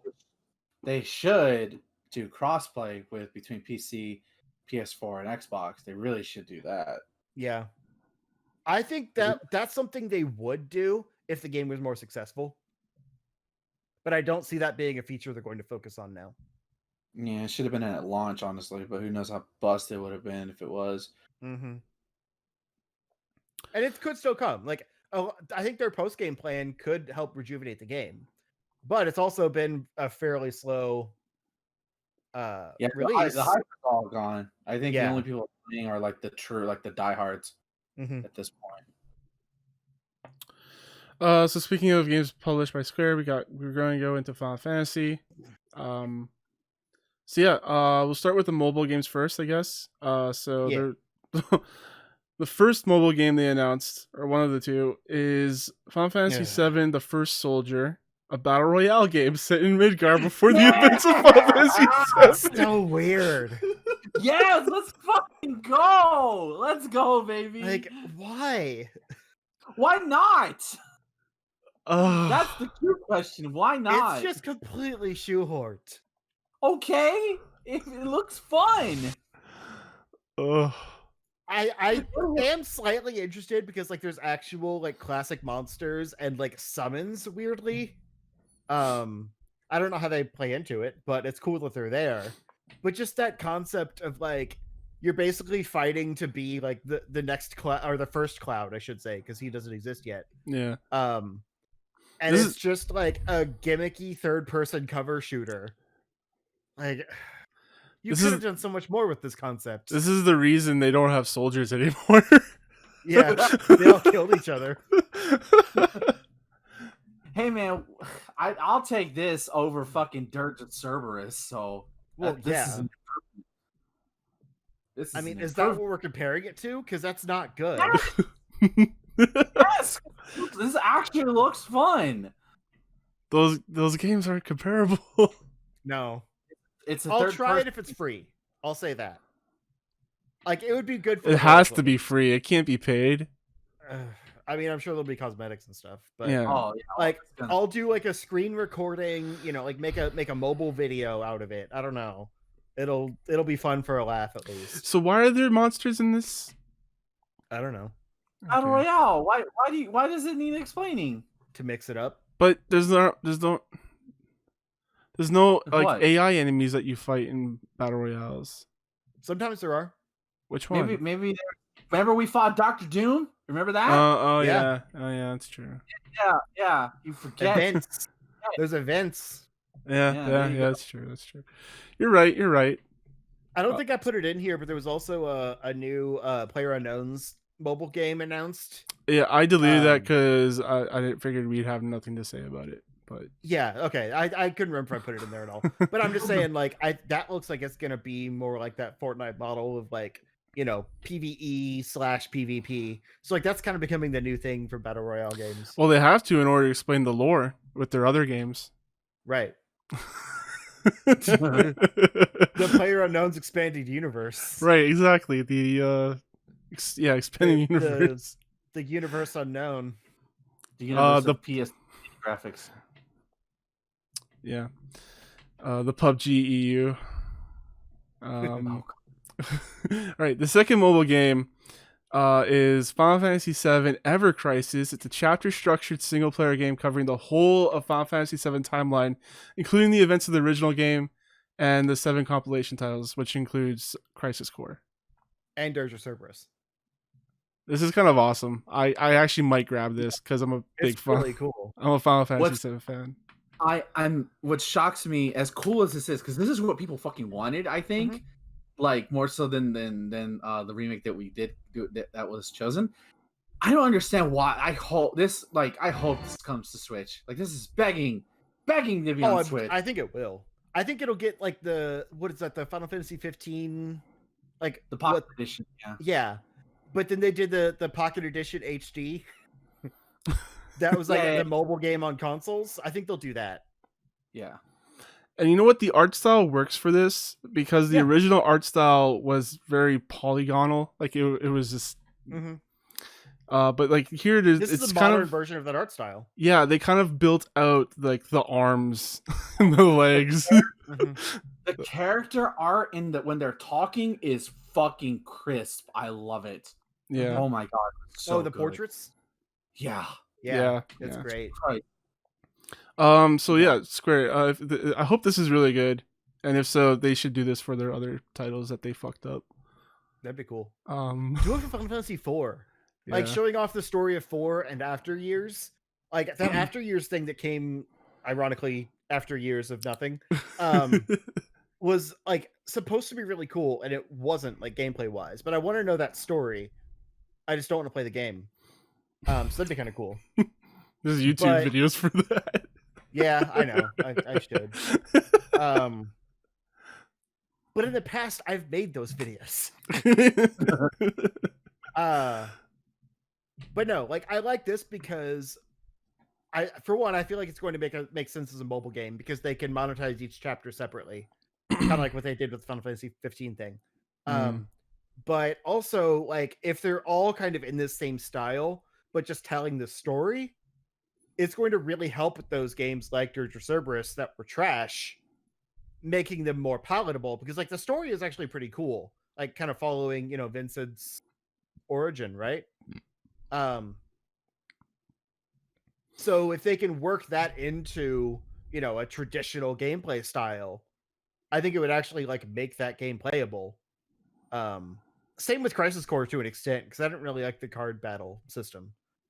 Or the slots, whatever it was. But yeah, so I kind of hope like it's not just like each of those games in the chibi style. I hope it's actually taking each of those stories and putting it into the same gameplay. Yeah. Also, Advent Children is going to be playable. Yeah, Advent. Well, it might just be a video, right? I don't know. We'll see, dude.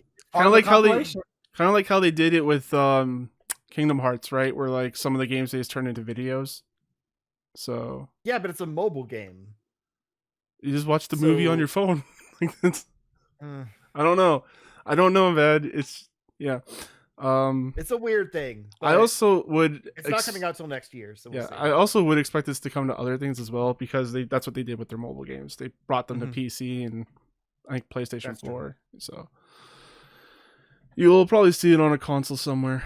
All right. So with that in mind, let's talk about the state of play. I didn't watch it, so Justin, really? I think you're the only one that watched it. Hey, oh wow! I didn't expect Ben to watch it. Why wouldn't I watch? I don't know. That's rude. Nah, I won't talk. It's fine. I understand. Keep the Mexican in its place. It's okay. It's fine. All right, Ben, run down the whole event for us, please. Listen, this is Whitey's time to shine. It's always your time to shine, buddy. It's true. So I'm gonna go in order of this article because I don't remember the order of the actual video. Except I'm gonna save the last announcement for last. Kena, Bridge of Spirits. It is a cross-generational PS4 and PS5 game that's been delayed until August 24th. It still looks really cool, but I don't totally know what it is. I'm not a huge fan of that kind of like anime, like Pixar style, like art style of it. But yeah, it does. Like, I feel like it's going to be a Zelda type game. It also like it kind of reminds me of like the 3D adventure games like Rare used to make. Not so much the collectathons, but like some of the more obscure ones. What? Well, like Cameo? Is that was the what was the one that was on Xbox? Yeah, Power. Cameo. Yeah. Kind of like that, where like it has a lot of kind of disparate gameplay styles that like you do throughout the game. And some of those can be kind of hit or miss. I think of Conkers as kind of another example like that. But I hope it's more of like just a platformer adventure game like Zelda. And then it would very easily be game of the year for me. But it's hard to tell from the stuff they've shown of it so far. I love how it looks. Fair. Is it only coming to PS4? No, PS4 and PS5. Well, see, this is why you can't talk. I already said that. Well, I mean, I was trying to ask if it's coming to like Xbox. Is what I'm. Oh, gotcha. Yeah, it's exclusive. Damn it! Or it. I mean, it's possibly like timed exclusive. But it'll come to PC. As I know, it's a Sony. Oh yeah. Yeah. A lot of the PS4 games. It says Microsoft Windows for the platform. So okay. I think it might be a Sony produced game though. Yeah. And then we've got Returnal. They showed a lot more information on that, and I'm still not sold. I don't know how I feel about a AAA roguelike game. Oh, it looks awesome. Listen. If it happens and the PS5 manages to fall into my laps, this will be the first game I falls buy. Off a truck, maybe. Yeah. There's no way I can steal it from the back room. They had that shit locked up. Tyler did it. Like, Tyler, I don't know how the fuck he pulled that shit off. I want to play this game. I want to play this game so fucking bad. It looks so super sick. And the roguelike aspect actually appeals to me. Thank you, Hades. Fair enough. I mean, yeah, to each their own. It's weird to see a game like this high profile that's got roguelike gameplay. Yeah, I think Hades. This game needs a demo. Yeah, that would help. Yeah, I think that would really help. I think if I played a demo of it and if it was like really good, I'd probably grab it. Yeah, because I don't understand it. That's the thing. Yeah. It's got control syndrome. Oddworld Soulstorm. Still coming, April 6th. Yeah. Looks great. Yeah. It was like this whole presentation was very like kind of sterile and like a marketing presentation. A lot of stuff. Yeah, a lot of like just developers talking over gameplay footage.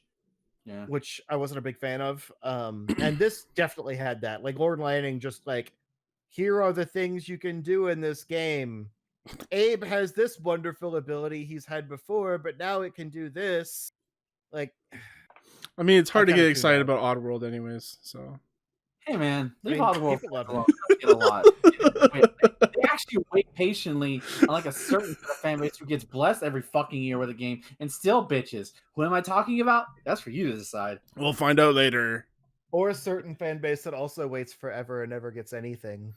We'll find out later. I don't know. What is that? He's petting his Metroid pillow. Oh yeah. Oh, can you not see either? It was kind of hard to make it out. My eyes suck, so. Oh, fair enough. Yeah, anyway, Crash Bandicoot 4. I guess I should have said something anyway, because audio. Crash Bandicoot 4 is getting a PS5 version, which is not surprising at all. Yeah. It'll be a free update for anyone that has a PS4 version, and comes out on March 12th. Oh, same as the Switch version. Nice. Yeah. Faster load times, save transfers, 3D audio, adaptive triggers, blah, blah, blah, DualSense features.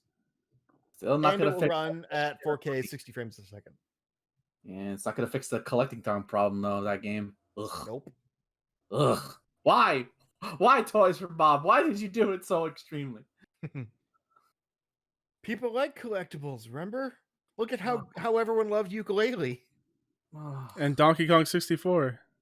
Well, that was Stop old. it! Stop it! I was talking about modern ones.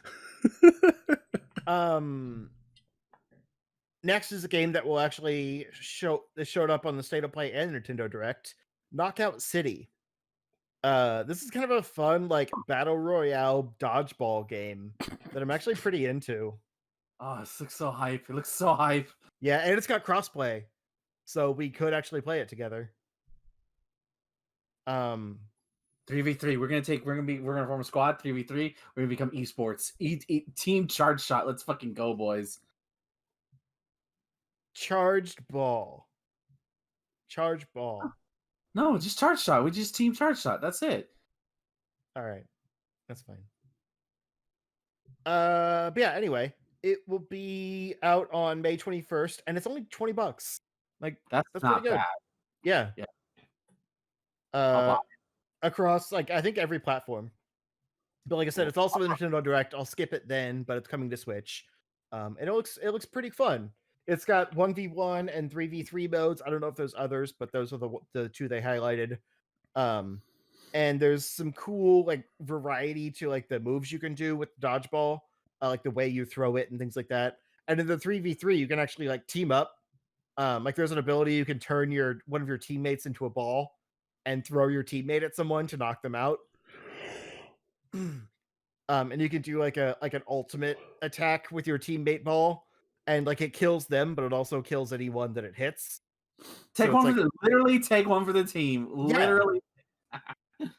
So it's like high risk, high reward. Of like it might help your team win, but you have to take one for the team. Yeah, it was pretty cool. Ben, it's time to take one for the team. Yes, honey. Is that when she puts something in your butt? No, you never seen that meme where it's like the decrepit guy? It's like, yes, honey. You never seen that meme before? I'll show you the meme later. No, I don't look at memes. As a Destiny fan, we see that meme every day. It's time for your Crucible trials. Yes, honey. Anyway, Absolver developer Slowclap reveals Sifu for, I guess that's how you say it, for PS4 and PS5. I joked that this looked like a Virtua Fighter hallway simulator.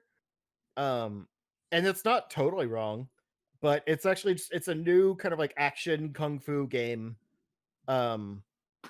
Where each time the player dies, they're revived slightly older and more skilled.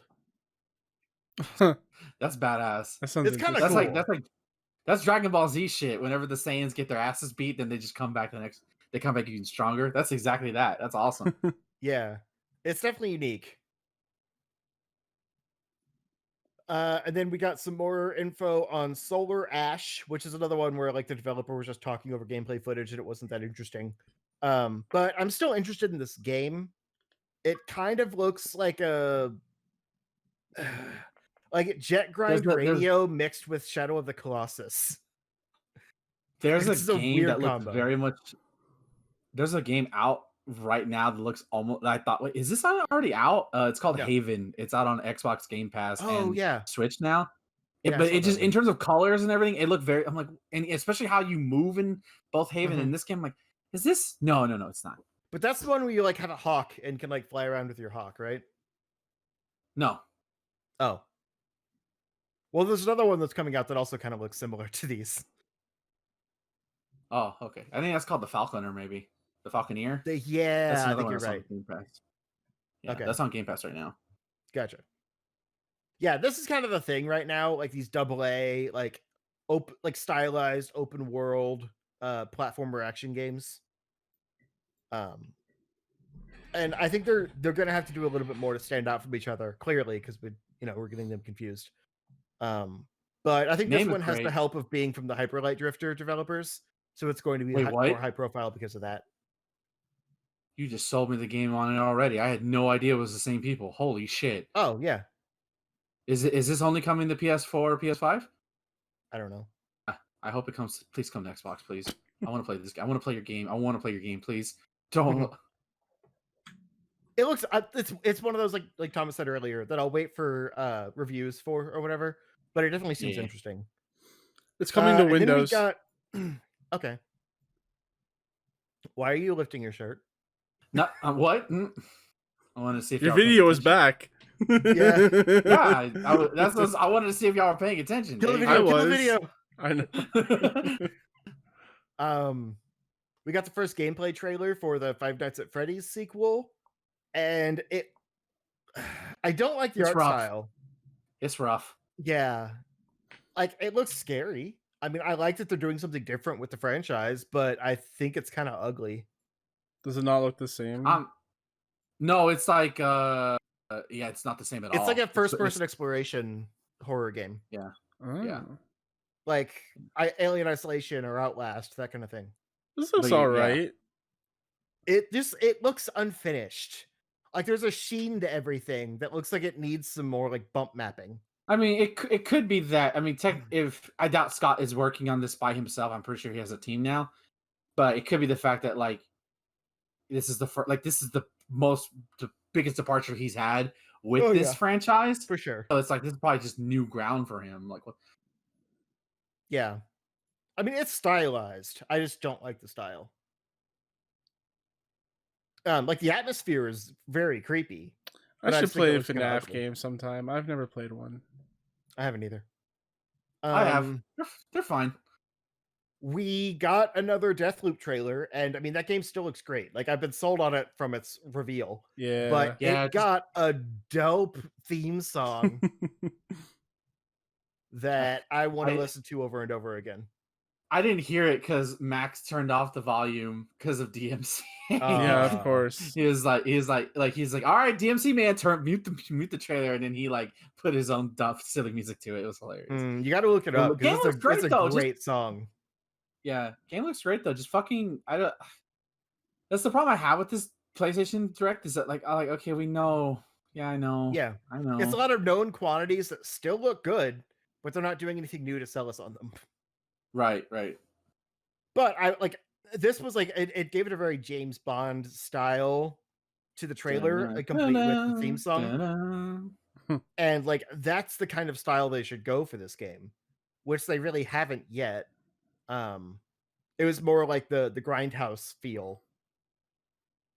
But yeah, just look up the song. It's great.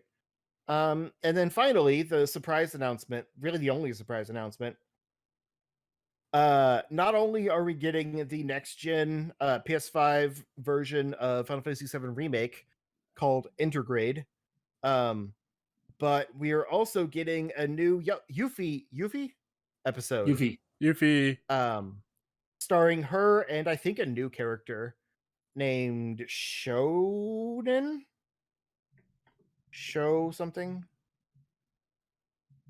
I don't remember. He seemed kind of generic. Some weeb you are. I'm sorry. They're not Persona characters. He's only a Persona weeb. That's it. Yeah. Oh no, you're one of those people. Oh, this reminds me of Persona 5. Oh no. Oh, don't. No. I mean, now I kind of am, yeah. Oh no. Tyler, help me break this curse. He's on the train with me. Yeah, he is. God, no. Yeah. Anyway, the PS5 version looks great. Like I said all along that they should have just delayed this game and made it a PS5 launch title. Like I'm glad I got to play it in March, but I would have sacrificed that to have it at launch and have it look like this. But I mean, like, the game looked great. Like, yeah, it looks better, but like the game also looked amazing on PS4. Well, I didn't notice that it didn't look perfect because I was playing on base PS4, so I was like, of course there's going to be performance issues, blah blah blah. Like my PS4 is basically launch model; it can barely run it. I'm really excited to see the PS5 version and look at that door. You know what I'm talking about. Yeah, exactly. That's where I was getting at. Because like when I played it on PS5 backwards compatible, like I did one stream of it and I was like, I'm gonna wait. Because some stuff looks really good and other stuff like it's glaring that it's not a 4K texture. Yeah, or there's not even a texture. Yeah, it's just flat. Yeah. And so it's like you're waiting for the texture to pop in and it never does. Mm-hmm. And so it's not so much that it looks bad, it's just that everything else looks so good that the things that don't are more obvious. Yeah, it pops out more. And it's just blended in together, making it look inconsistent. So I'm excited for this, for everything to look consistently good. And even things like Cloud's hair had like some weird kind of anti-aliasing to it and the PS4 version, and now it's like smooth and like wispy fibers and all that. Like I'll tell you the little this. things. Peter The lighting was the biggest thing. Peter Parker's Yeah. hair in the remaster for PlayStation 5 is the best looking hair I've ever seen in a game. Mm-hmm. No Oh, joke. For generic YouTuber man, yeah, I agree. I mean, we're a little biased, you know, not having hair, but like it's good looking hair. Yeah. Yeah, Sorry, I know you gotta- have a great head of hair. Shut up. Gotta. I'm gonna edit this video to make you bald. Put your Do it, curls please. away. You know I cut my hair super short, right? Because I can Yeah. choose. Because you're ashamed of your beautiful curls. Hey man, it gets hot down here. That's fair. But yeah, no, I will say real quick, the new Yuffie episode is PS5 exclusive, which is interesting. And it probably means that future FF7 remake games, I guess, like I assume they'll be standalones. Will be get a PS5 PS5 boys. exclusives also. Mhm. So like the people with the PS4, which granted by the time the next one comes out, people will probably have PS5s, but Yeah. people with PS4, like they got one part of the Final Fantasy VII remake, and that's just not going to age well. That's messed up. Yeah. So it looks great. Like that's awesome. But it's not coming until June, and that kind of sucks. I want to note one thing Yeah. that you have to pause in the Yuffie trailer. There's a team up attack button when there's a section where you can see Yuffie and Oh, her kind of like partners Persona fighting. 5. They call it a showtime? Don't fucking do this. Don't fucking- You fucking asked for get it, out of dude. here. I'm You gone. Fuck this. Fuck Persona 5. Ruin JRPGs forever. Okay, anyway, there's a So bad. team up button that's in there, so that's probably hinting that I'm assuming that the next FF7 remake part will have team up attacks, because that would be dope as fuck. But I kind of like this idea. Like if they keep putting out like mini episodes in between, filling in other characters, because like this clearly takes place during the Midgar section. Yeah. Like it shows Yuffie and her partner guy like kind of snooping on a scene when like after Cloud has dropped into and like in with Aerith and he's gone. Like she's snooping and like listening to a conversation Barrett and Tifa are having about him. And so like it's gonna be really cool to kind of fill in more of that stuff in between. And I could see us getting another episode with like Kate Sith of like why he's just hanging out that one little section in the main game. When like Sector 7's being exploded or whatever. Probably not Vincent. I'd imagine they'll save him, but He's asleep. right, that's what I'm saying. It's the remake. Anything can go now. True, yeah. Or it could be like before he falls asleep, because he's not just always asleep, so it could be that. I mean, yeah, he's awake during the night. I'm Vincent, I'm a vampire. Ooh. Yeah, that's pretty much it. Really, the only thing that was hype was the Final Fantasy VII stuff. Everything else was known quantities that they showed more of. But I definitely wanted more from this. Like, people said the Nintendo Direct was disappointing, but at least that was like new announcements. Sony Direct was just new looks at things we already knew about. Real quick, so they're actually having the Final Fantasy VII remake on PlayStation Plus for March, but apparently you can't get the PS5 version if you get the PS4 version. Correct. From PS Plus. Yeah, you gotta buy that shit, baby. Yeah, you're still getting it for free on PS4. Yeah, but you'd have to buy it separately on PS5 to get the upgrade. Let's be real. You probably already own a copy anyways. Yeah, but I think it would honestly be cheaper, like assuming, it's full priced on PS5 when it comes out, to buy it on PS4 because it's like $30 right now to get the free upgrade in June, rather than grab the PS Plus assuming you'll get to upgrade and not be able to, and then have to pay full price plus the Yuffie DLC. Yep. Because that'll probably be $30 also. All right. Probably, yeah. So let's move into the Nintendo Direct. I'll let Ben run this one down. Wait, why me? I was not prepared. You got mad, so I figured I'd throw it to you. Shit happened. People got salty. Okay. Literally. All right, Direct. Justin, you can take over. Can I at least do the beginning? Okay. Because that's the only part I can remember. Obviously they said a new Smash, so they open up, and they open up trailer. with in the clouds. Possibly the best trailer ever. They open up the clouds, and all of a sudden it's Xenoblade, and this is literally me. Like I was like, no way. No. Were you thinking a sequel? Is this a DLC expansion? Don't fuck with me, please. What are you doing? And in the second I heard Rex say, Pyra's missing. And that was a horrible Rex impersonation. I'm sorry to the voice actor who's actually Welsh. Where's Pyra? And so like just constantly looking for Pyra. You see all the characters. They're like, I don't know where she's at. All the lovable characters I remember from Xenoblade Chronicles 2.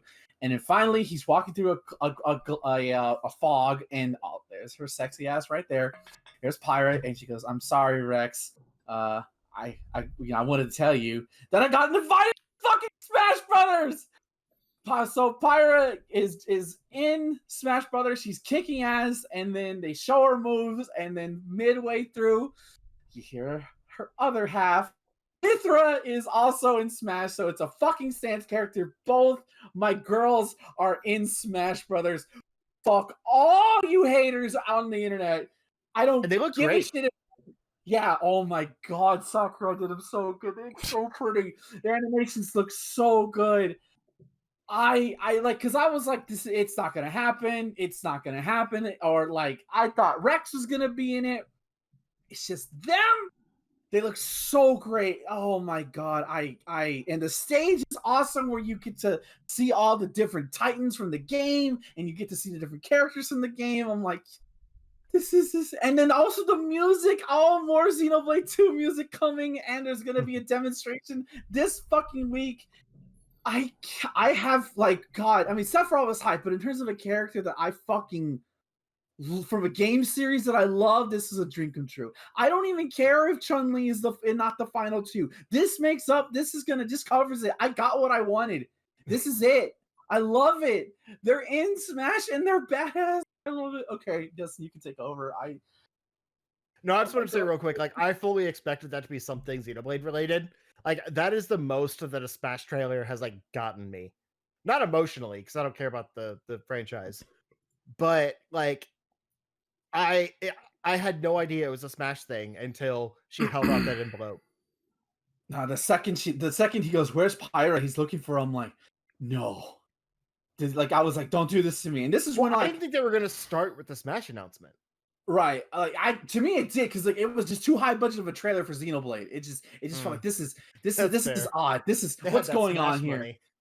And this is like this is like watching this was like the middle of the Arctic blast that we had last week. So I'm like threatening to lose power. Did not know if I was going to watch this. That literally brightened up my fucking day after being in bed for 4 fucking days. Oh, I don't care about anything else. Literally, they gave me energy, and the fan art has been amazing. Oh my god, the fan art has been amazing. I'm sorry. All right, so yeah, that was definitely the big hype announcement. So I'm gonna kind of quickly go through a bunch of these things. Stop me if you care. Fall Guys is officially coming to Switch this summer. Outer Wilds, dang it, I do that every time, is coming to Switch this summer. Famicom Detective Club, which I guess is like a fairly famous like older thing, is coming March 14th. Samurai Warriors 5 is coming this summer, which is that a new game or a port? I think it's a new game. Okay. I don't know. I just thought it was Dynasty Warriors. But it is, but you know. Yeah, it's one of the spinoffs. One of my friends is really excited about it, so I assumed it was a new game, but I don't know. Yeah. I think it is. Okay. Legend of Mana is coming June 24th, which was a little deceiving because that's actually coming to all platforms. But they That's so had the good. announcement. Well, it's at least coming to PlayStation and PC. I Yeah. don't know about Xbox. I doubt but Xbox gets it. I doubt Xbox Probably not. gets it. But that was exciting to me. Yeah. I think that's going to be a good like co-op stream game. Starting Are in we June. doing that? I think so. Are we gonna run that? Yeah. Fuck yeah, let's go. Yeah, I mean, we already agreed to do it. I'm just saying I think it would be a good stream game around that time. Because I'm trying to All right. keep my Thursdays as co-op nights, and that's a great co-op game. So I mean, it makes sense, especially with being able to do multiple runs and stuff. There's good replayability there. But like, yeah, I'm excited for that game to have online multiplayer. Like, it was kind of hard, at least when I was growing up, to get two players together for it. Because I would usually play it at my dad's house, and he would pass out all weekend. Oh So sorry, I didn't mean that to sound sad. I was just explaining the situation. no. But so it was a lot of like me playing with the computer companion. So like I really want to run through that game, like all the branches of that game with another person. I think that would be super cool. So I'm excited for that. And Deborah. Monster Hunter Rise is coming March 26th. I feel like we already knew that, but yeah, they just showed off new monsters. Okay. For like a fucking sick ass spider monster. Oh my god, dude! I can't wait for this game. I kind of tuned out during that one, so I didn't know what was shown. Yeah, no, new monsters for the game. New Mario Golf game, Mario Golf Super Rush. First one since the GameCube, on console at least. Really? Yeah, because the last ones have been like handhelds, so this is like the first one since console since GameCube. I thought there was no Wii U. I guess. Huh. Okay. Nuh-uh. Yeah, coming June 25th. People are really excited about that. I guess they love Mario Golf games. Mario Golf is dope. Me and my friends would play the 3DS version a lot. It was great. I have the 3DS version because I heard really good things about it, but I never got super into it. Maybe I should give it another try. If it has online, we should do that. Yeah. I hope it has online. I liked the multiplayer stuff in there, and like the campaign seems cool. Like it's refreshing to see like a full like RPG style campaign in a Mario sports game because they haven't done that in a while. Camelot, where are you? Please. Right? Like the old, I think I said on Discord or something, the old like Camelot Mario tennis games and Mario Golf were really cool, like back on Game Boy and Game Boy Advance. They were like surprisingly fully featured for handheld sports games. Tales from the Borderlands is coming March 24th. Capcom Arcade Stadium is out now. You played that, right? I've played I've played two games. You get 1942 for free, and then they for a while it's no longer available now. You get the arcade version of Ghosts and Goblins for free. It's cool. I've tried it. I haven't played it on the TV yet, but like they got a lot of like it's cool because like you actually see an arcade and you can see the arcade machine and you press the trigger down and you get the coin thing to go in. You get like up to like 9 credits. Like it's fun. It's $15 per pack or $40 for the full thing. It's a lot of games. Unfortunately, if you bought the Capcom Beat 'em Up collection, you kind of already own a lot of them. So I kind of still want it because of the visual aesthetic, even though like I own a lot of the Street Fighter, all the Street Fighter 2s, and then the beat 'em up games. But there's some on there that are some like shoot 'em ups that I don't have. I'm like, I'll probably wait for a sale because Capcom games tend to go on sale pretty quickly for on Nintendo Switch. So I'll probably wait for them to grab this the whole thing because it's visually, aesthetically, it's cool. Again, free download. You get 1942 for free, and then I hope they keep it up where like they'll give out free games every now and then because like I said, Ghosts and Goblins was free. Don't play it. I tried it. It's ass. Well, that was to promote the new game. Oh, was it? Okay. Yeah. Well, I hope they do it more. They should. Cool. I have like all of those games on my actual arcade, but I was just kind of curious how it works. I won't get it, but it's a free download. You can always just look at it. True. Stubbs the Zombie and Rebel Without a Pulse coming March 16th. Thomas, you seemed like you knew what this was. It's an old game for the Xbox. It's kind of like one of those, generic platforming third-person games, Okay. like Sphinx and then Blinks the Time Sweeper, stuff like that. So it'll probably Oh, actually do no. really well on Switch, is what you're saying. Sure. Yeah. People love those games. They do. Huh. All right. I've never heard of it. Yep. It's just another one of those that I'd never played because those games don't interest me. Yeah, that's fair. What do you mean I can't use the gun here? What do you mean I can't fly? No More Heroes 3 launches August 27th. They Let's go. showed quite a bit more of that. And honestly, I'm surprised by that release date. But I really like the box art of like Travis just mean mugging an alien. Pretty good. I wish I kind of want the Akira pose where he's walking to the bike. I wanted that to be the box art, but yeah, maybe it'll be like a variant cover. maybe. That just tells me I have between now and August 26th to play No More Heroes 2. So I got plenty of time. There you go.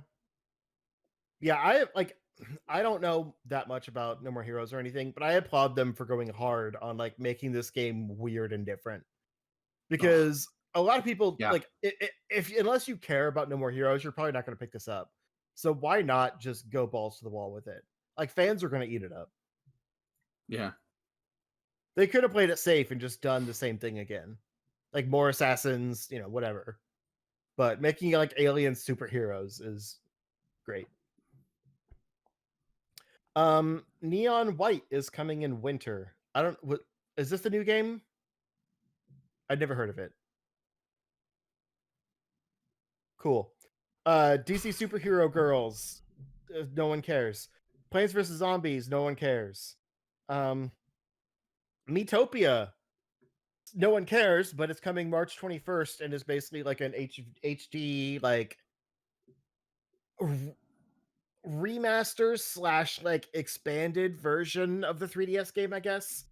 It seems like there's a fair amount of new stuff, but also like it's structurally the same game, just improved. So it's kind of weird that it's like a full price like paid game when the 3DS game was free, but it's weird. Yeah, whatever. Super Mario themed items are now available in Animal Crossing New Horizons, which reminds me I need to boot up Animal Crossing New Horizons and get those items. It's things like Mario and Luigi caps. I think there's a Peach one in there too. Flagpole, a pipe. The pipe's actually cool because they can travel between different parts of the island, like depending on where you put the pipes. That's neat. Like you could theoretically create a part of your island and then like delete the access to it and have it only accessible via pipe. That'd be kind of fun. Anyway, back to my tirade earlier. Project Triangle Strategy was first announced at this direct, coming next year, and the demo that I was playing is available now. And yeah, I think that was one of the biggest surprises as far as like a new game is concerned. Star Wars Hunters, which I assume is like a Star Wars Battle Royale game. I have no idea. Just got a brief little like teaser cinematic trailer and a 2021 generic release date. Felt kind of weird because like right after the direct, they announced that we're getting a Republic Hunters. Wait, is that what it's called? Republic Commando. Like HD remaster for all modern consoles. And like that's a pretty well-loved Star Wars game. You'd think they would have like put that in here with the Star Wars Hunters announcement, since that was basically nothing, but whatever. Knockout City, already mentioned it. World's End Club, which is from the Danganronpa people, is coming May 28th. Don't know too much about that, but if you like Danganronpa, it seems like it's more of that. At least similar, like a spinoff or something. Hades is getting a physical release, which means Ben's going to be double dipping. The Ninja Gaiden Master Collection is coming June 10th. That actually seems kind of interesting. It's all of like the definitive editions of 1, 2, and 3 in one collection together. And I have heard really good things about those games and never really tried them, so I might actually pick this up. First two are good, incredibly hard. The third one's bad. But wasn't like the Wii U like fixed version of that a lot better? I don't know. Because that's what this is getting. I don't know. I heard they like fixed the game, and then it only Also, came this out is on coming Wii to U. all consoles. Oh, okay. Then I probably won't get it on Switch. Hyrule Warriors Age of Calamity is getting an expansion pass to add more story and battles, and I think they also said new characters, but that's not listed here. You're not done yet. No, my hands are already bleeding from. At least, it's only $20 by the way. They already set the price. Oh, nice. Okay. So I just want to see what characters they're adding, because like there can't be that many more. they're just gonna pull it from everybody at this point. Yeah, they might. That seems like something where they should tie it into the sequel that we still don't know anything about. Oh, speaking of the sequel, you know nothing about. Yeah. Yeah, we're just gonna skip to that. No news on the sequel we know nothing about. Anuma came out and Anuma came out and said, I know that you're probably expecting me to talk about the Breath of the Wild sequel, but I have nothing to announce at this time. We'll have more on that later this year. Like, why even bring it up then? Just talk about other stuff. Just addressing it, because like otherwise, like, why didn't you talk about it? Yeah, but just say something like the Breath of the Wild sequel is still, hard in development, but in the meantime, I have something else to show you. Like it's talking about the expectations that kind of makes it come off weird. But anyway, we are getting a Skyward Sword HD port, along with some themed Zelda Joy-Cons that are already sold out everywhere. We don't know too much about the HD port yet. Everyone's assuming that it's going to be like nothing added and a $60 price tag, which is kind of dumb because the others had quite a few changes. So I don't know why. What Wind Waker didn't add any? What did Wind Waker add outside of the Wind Waker added a lot. I mean, for one, they rebuilt the game from the ground up. Like, it was not a remaster in that they just like up-res the textures. They actually like completely like improved all the graphics and everything. Right, but what outside of the Miiverse stuff in terms of the gameplay, what did they add? Right, well, they added the Swift Sail, which was pretty huge as far as exploring. That's one thing. I'm just saying, like, that makes a big difference as far as exploring the boring overworld. I heard that they improved the Triforce pieces collection. Yeah, I was doing that next. Sorry, go ahead. I just haven't talked in a while, and I wanted to say something. Oh no, that's totally fair. I wanted to. I feel like Ben was being condescending before I even finished what I was saying, so I wanted to be condescending back. So yeah, they also fixed the Triforce trial where you didn't have to take every single one of them to Tingle to get deciphered or whatever before you could get them. I think like 5 of the 8 you found directly, and then only 3 had to be deciphered. So that made that last part of the game move a lot quicker. So I mean, those 2 changes alone like drastically improved the quality of life of that game. Plus the gamepad, like you could just like quick swap items and stuff. Man, the gamepad was so huge. Cool, man. Right? It's too bad the Wii U failed. Yeah. Because that asymmetric gameplay was so nice. Yeah, it was always nice to have. Mm-hmm. I mean, it was the same with like the 3DS versions of like Ocarina of Time and Majora's Mask. Like that, they still had that nice bottom screen inventory management. Yeah. But I was going to say they did a few other things like with the Tingle tuner and some of that stuff, because those were kind of GameCube gimmicky features that they had to fix or remove or whatever. Tingle tuner just sounds like such a dick thing. Yeah. Twilight Princess just added like a shadow dungeon thing. That's it. There wasn't really much change from There's Twilight some Princess quality of life outside of features there making.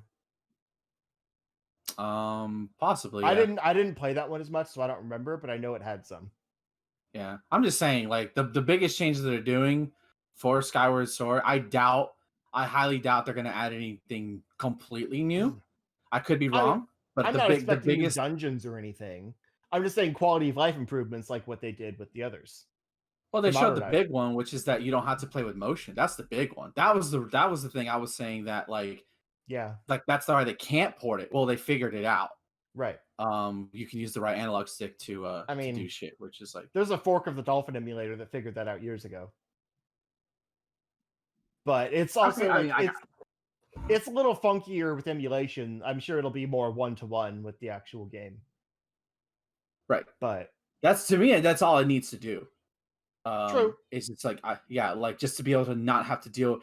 But I am curious to try the motion controls because the motion controls in the Joy-Cons are better. So I'm curious to see how that works. But I'm glad to know that I don't have to do, because I was scared that I was going to do this with like the Garahim battles, use the touchscreen. I'm glad I don't have to do that shit. Yeah. So that's going to be nice. Yeah, I mean, I don't know how the Skyward Strike is going to work with You hold up. the regular controls, because that could be better. Like I would the I would assume motion you was just hold always up. kind of finicky with that, with how quick you have to do it. Really? I just held up until it did it. I never did it quickly. I just Yeah, but held like up. think about during like the like that octopus boss battle where Uh-huh. like you have to like do it quick and fling or else they'll attack you. I don't remember that, but I'll take your word for it. I would just assume you just held up. I just assumed you just held up. It was That's always it. kind of touchy with me. But I think it'll make a big difference when it's actually gyroscope controls rather than, registering like the Wii sensor, because that always Yeah. makes a big Oh difference my god. too. Because like if you Like hold it from too high, you're outside of the sensor range, and so it just like freaks out. most It's of my like, frustration with that game was the motion, the sword not doing what I wanted it to do. yeah. That's why like I realize this is $60 for a game that, we already own. Like I mean, I have the special Wii remote from that right here. Mine's right here.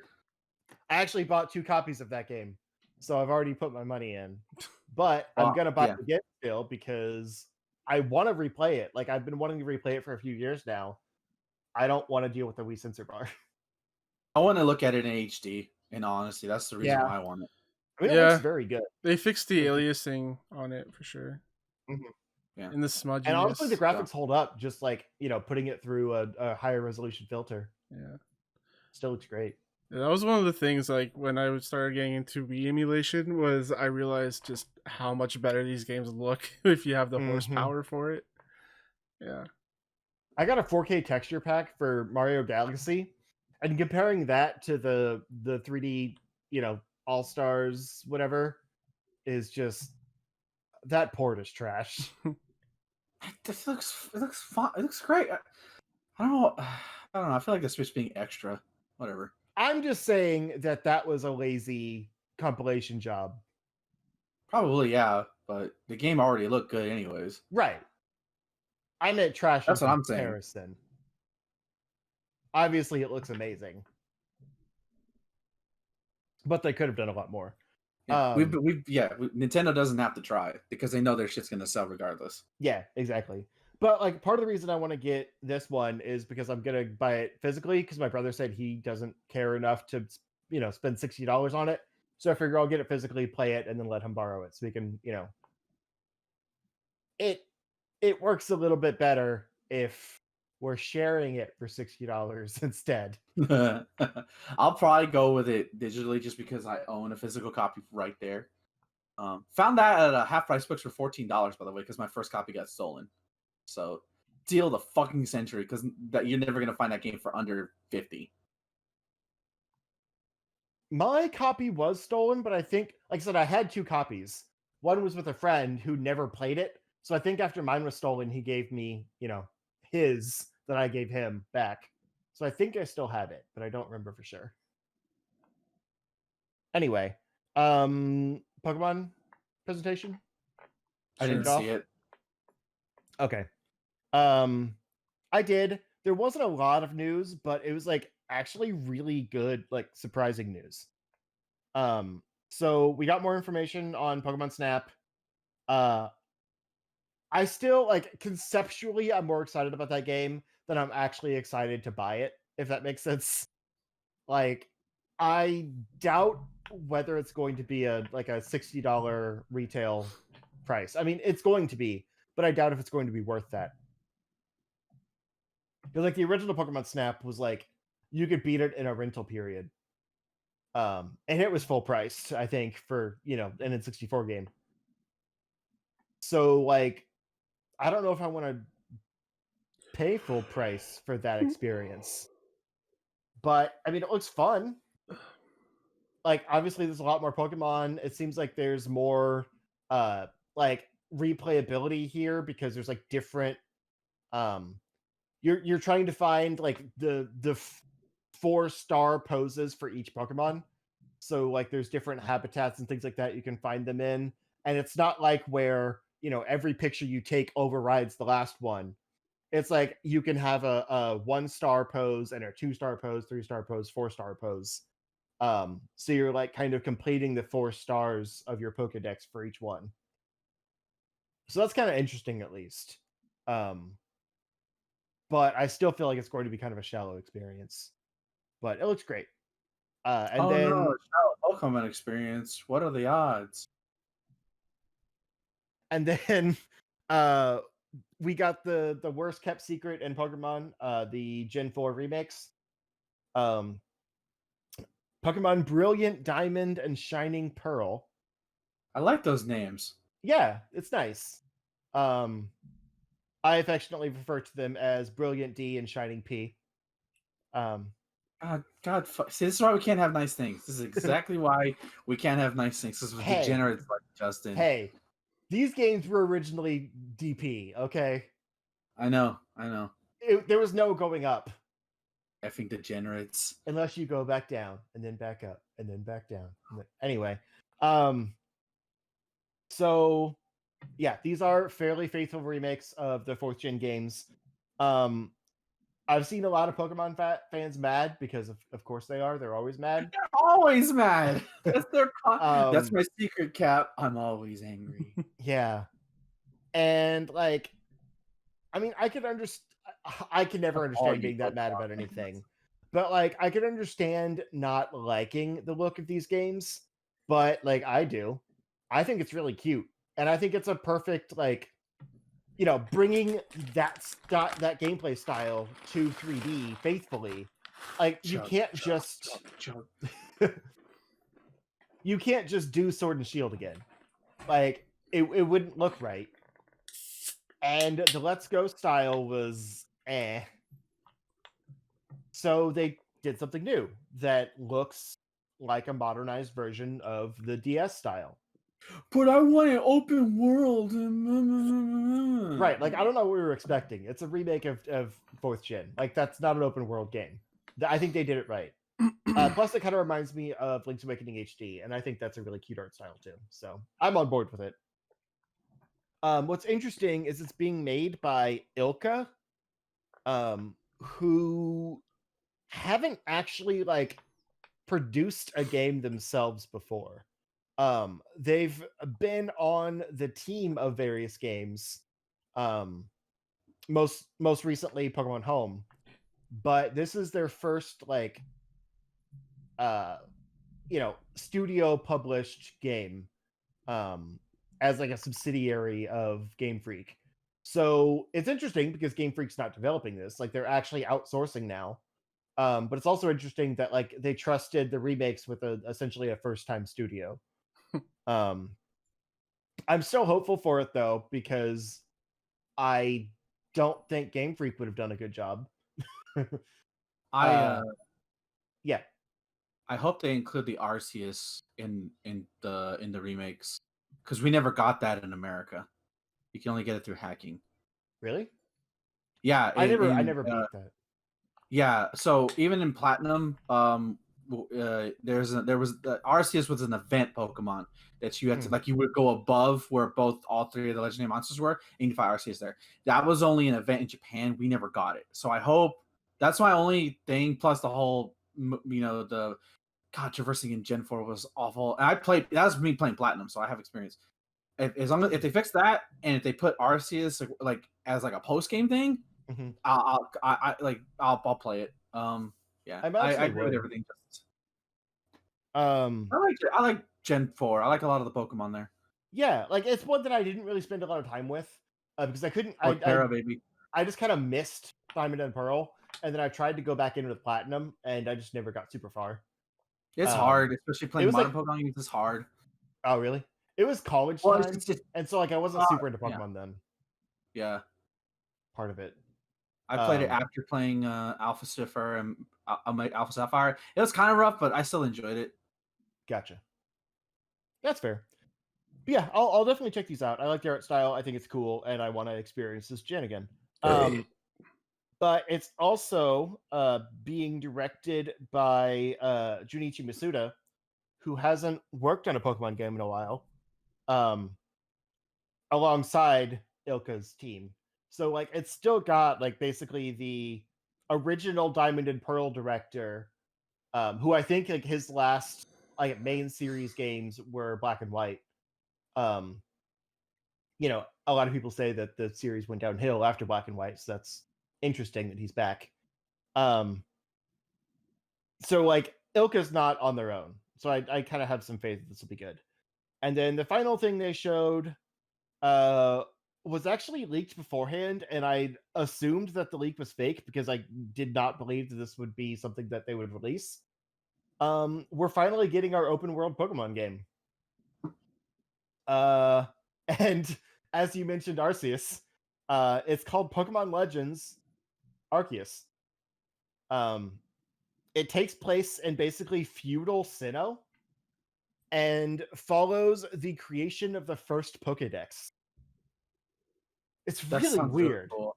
That Yeah, sounds like really cool. lore wise, I'm super on board. Uh Trailer wise, it looks really rough.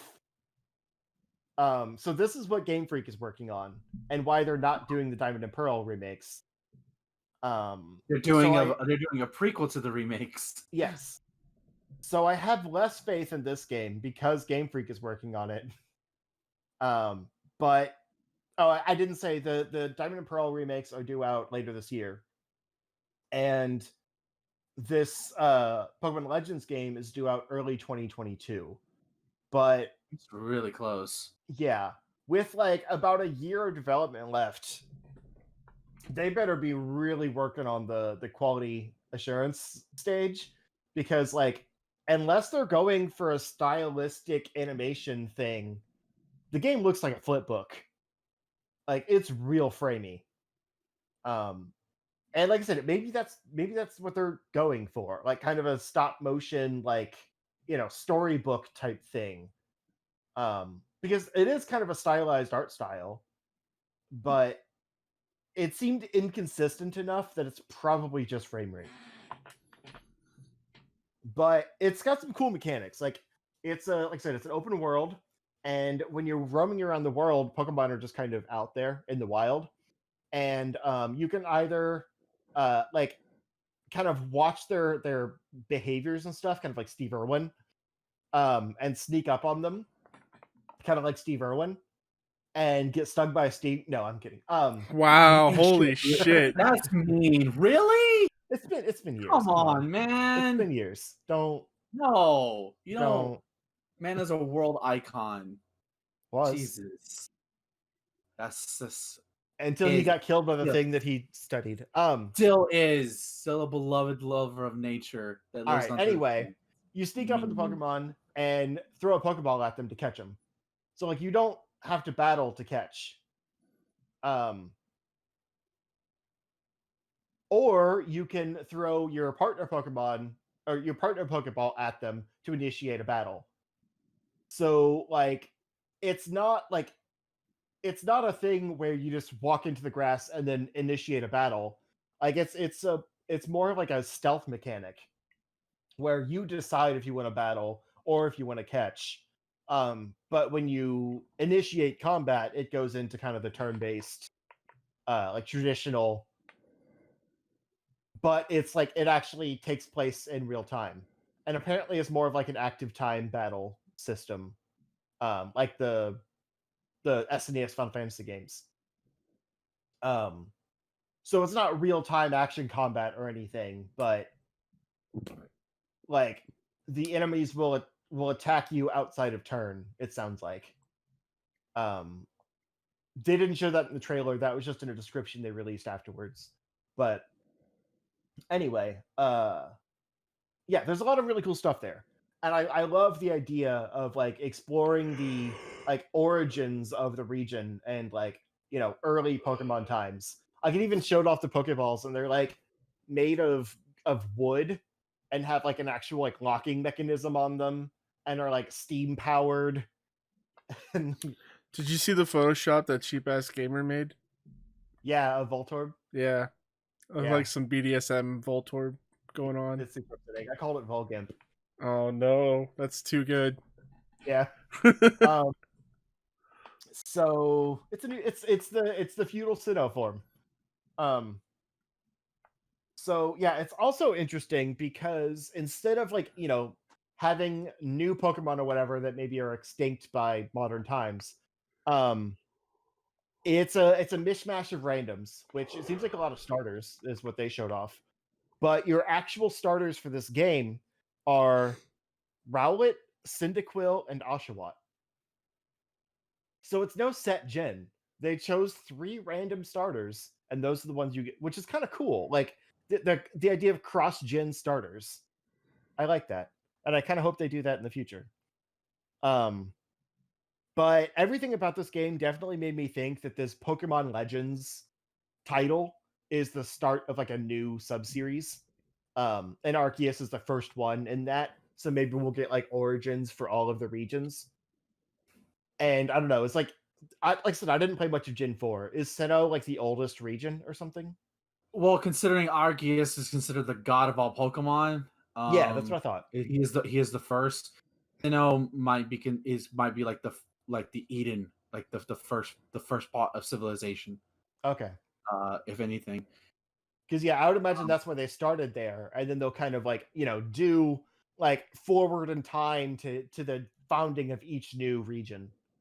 yeah.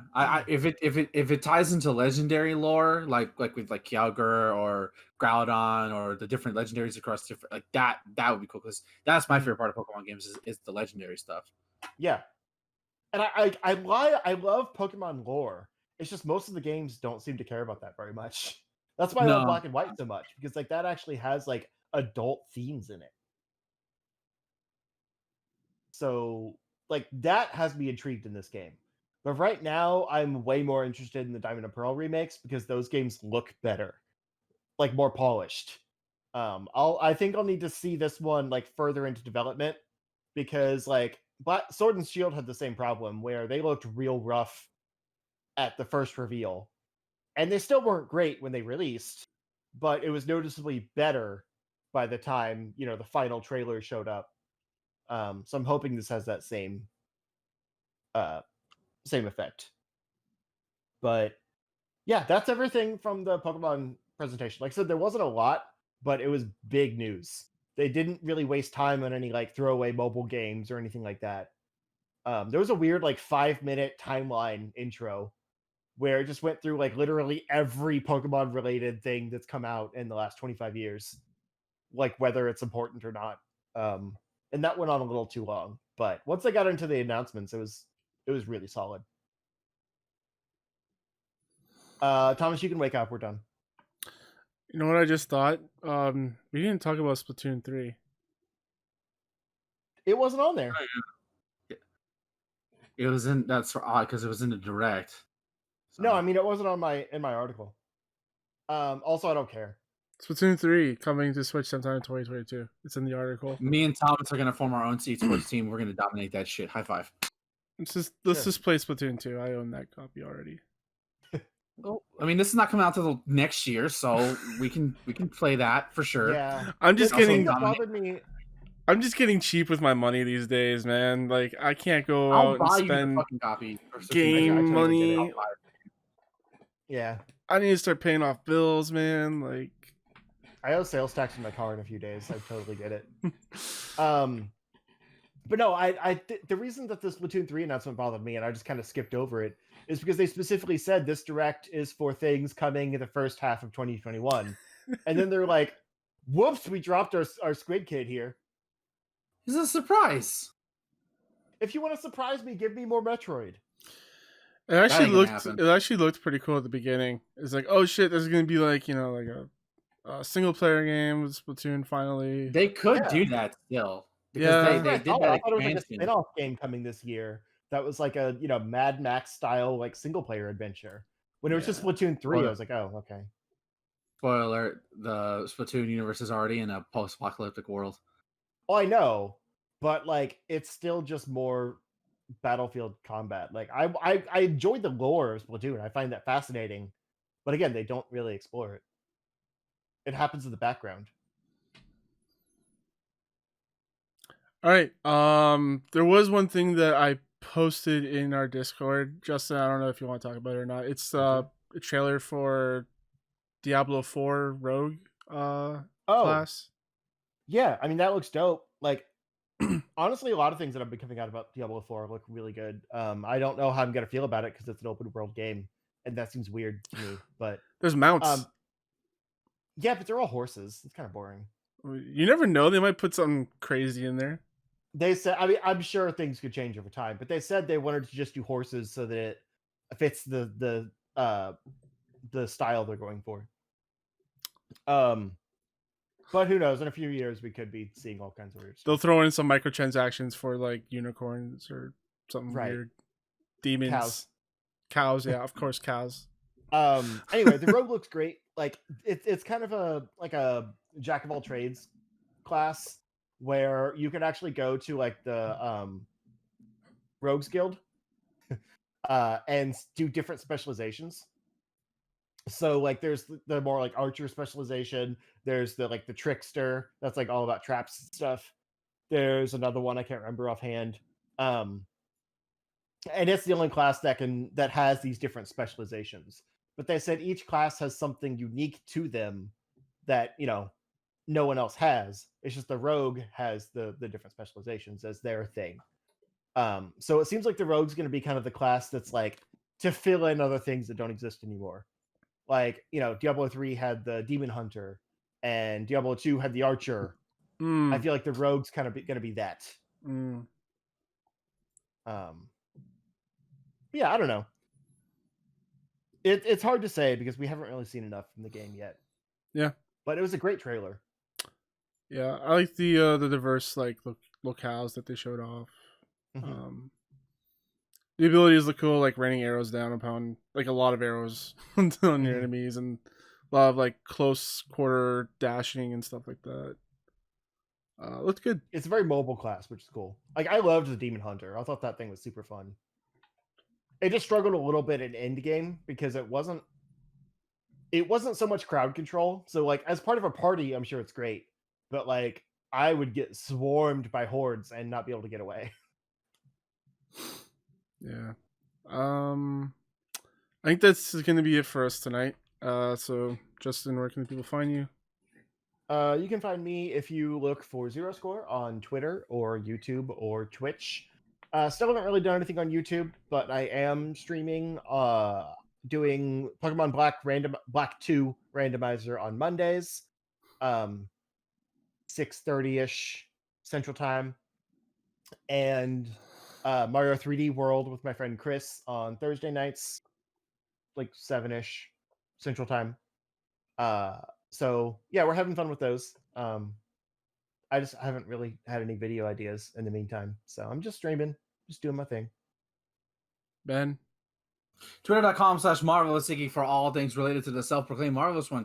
Check the pinned tweet for my video on Zelda Music and Me for the Zelda 35th anniversary I did. I'm still really proud of that one. My Hades video will be coming out either the first week of March or the second week of March. At least the idea is to have it out by the time this episode comes out. So look for that, where it's basically titled Hades, Why I Was Wrong. And I stream 3 times a week now officially at twitch.tv/Iggy2814 on Sundays at 6 p.m. Central Standard Time.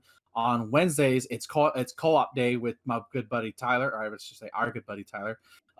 Where currently we're playing Super Mario World, and if the first stream's any indication, it's shenanigans as we both struggle with both the ghost house and trying to get a cape feather without dying. So yeah, we're playing through Super Mario World. The idea is to get all 96 exits between the both of us. So we're gonna try for that. And third and Wednesdays, and Chrono Trigger is going strong on Wednesday. I feel like I had my strongest stream for Chrono Trigger yet in terms of perseverance. So yeah, look for that, and of course check out Atomic Shot. We officially apologize for the late posting, but the final episode of the Millennium Era went out with Godzilla Final Wars. That's aka the craziest Godzilla movie you will ever see, and that's not hyperbole. And now Tyler and I have officially entered the final phase of Atomic Shot. We just recorded the episode that'll be coming out this week. Will be the first part of the Netflix trilogy, which is Godzilla Planet of the Monsters. And then, like I said, after we finish the Netflix trilogy, we'll be doing the MonsterVerse, and then Tyler and I will be doing a review of Shin Godzilla to cap it off, and then a watch along with these two Jamooks, because we want to see what two normies think of possibly the greatest Godzilla movie ever made. Yeah, that's about it for me. Busy bee. And you can follow me, your host Thomas, on Twitter at CanePlaysStuff, also as Twitch as CanePlaysStuff. You can also email me, thomas@chargedshot.com. For audio, video, written content, visit our website, chargedshot.com. View our show on Apple Podcasts or anywhere you get podcasts.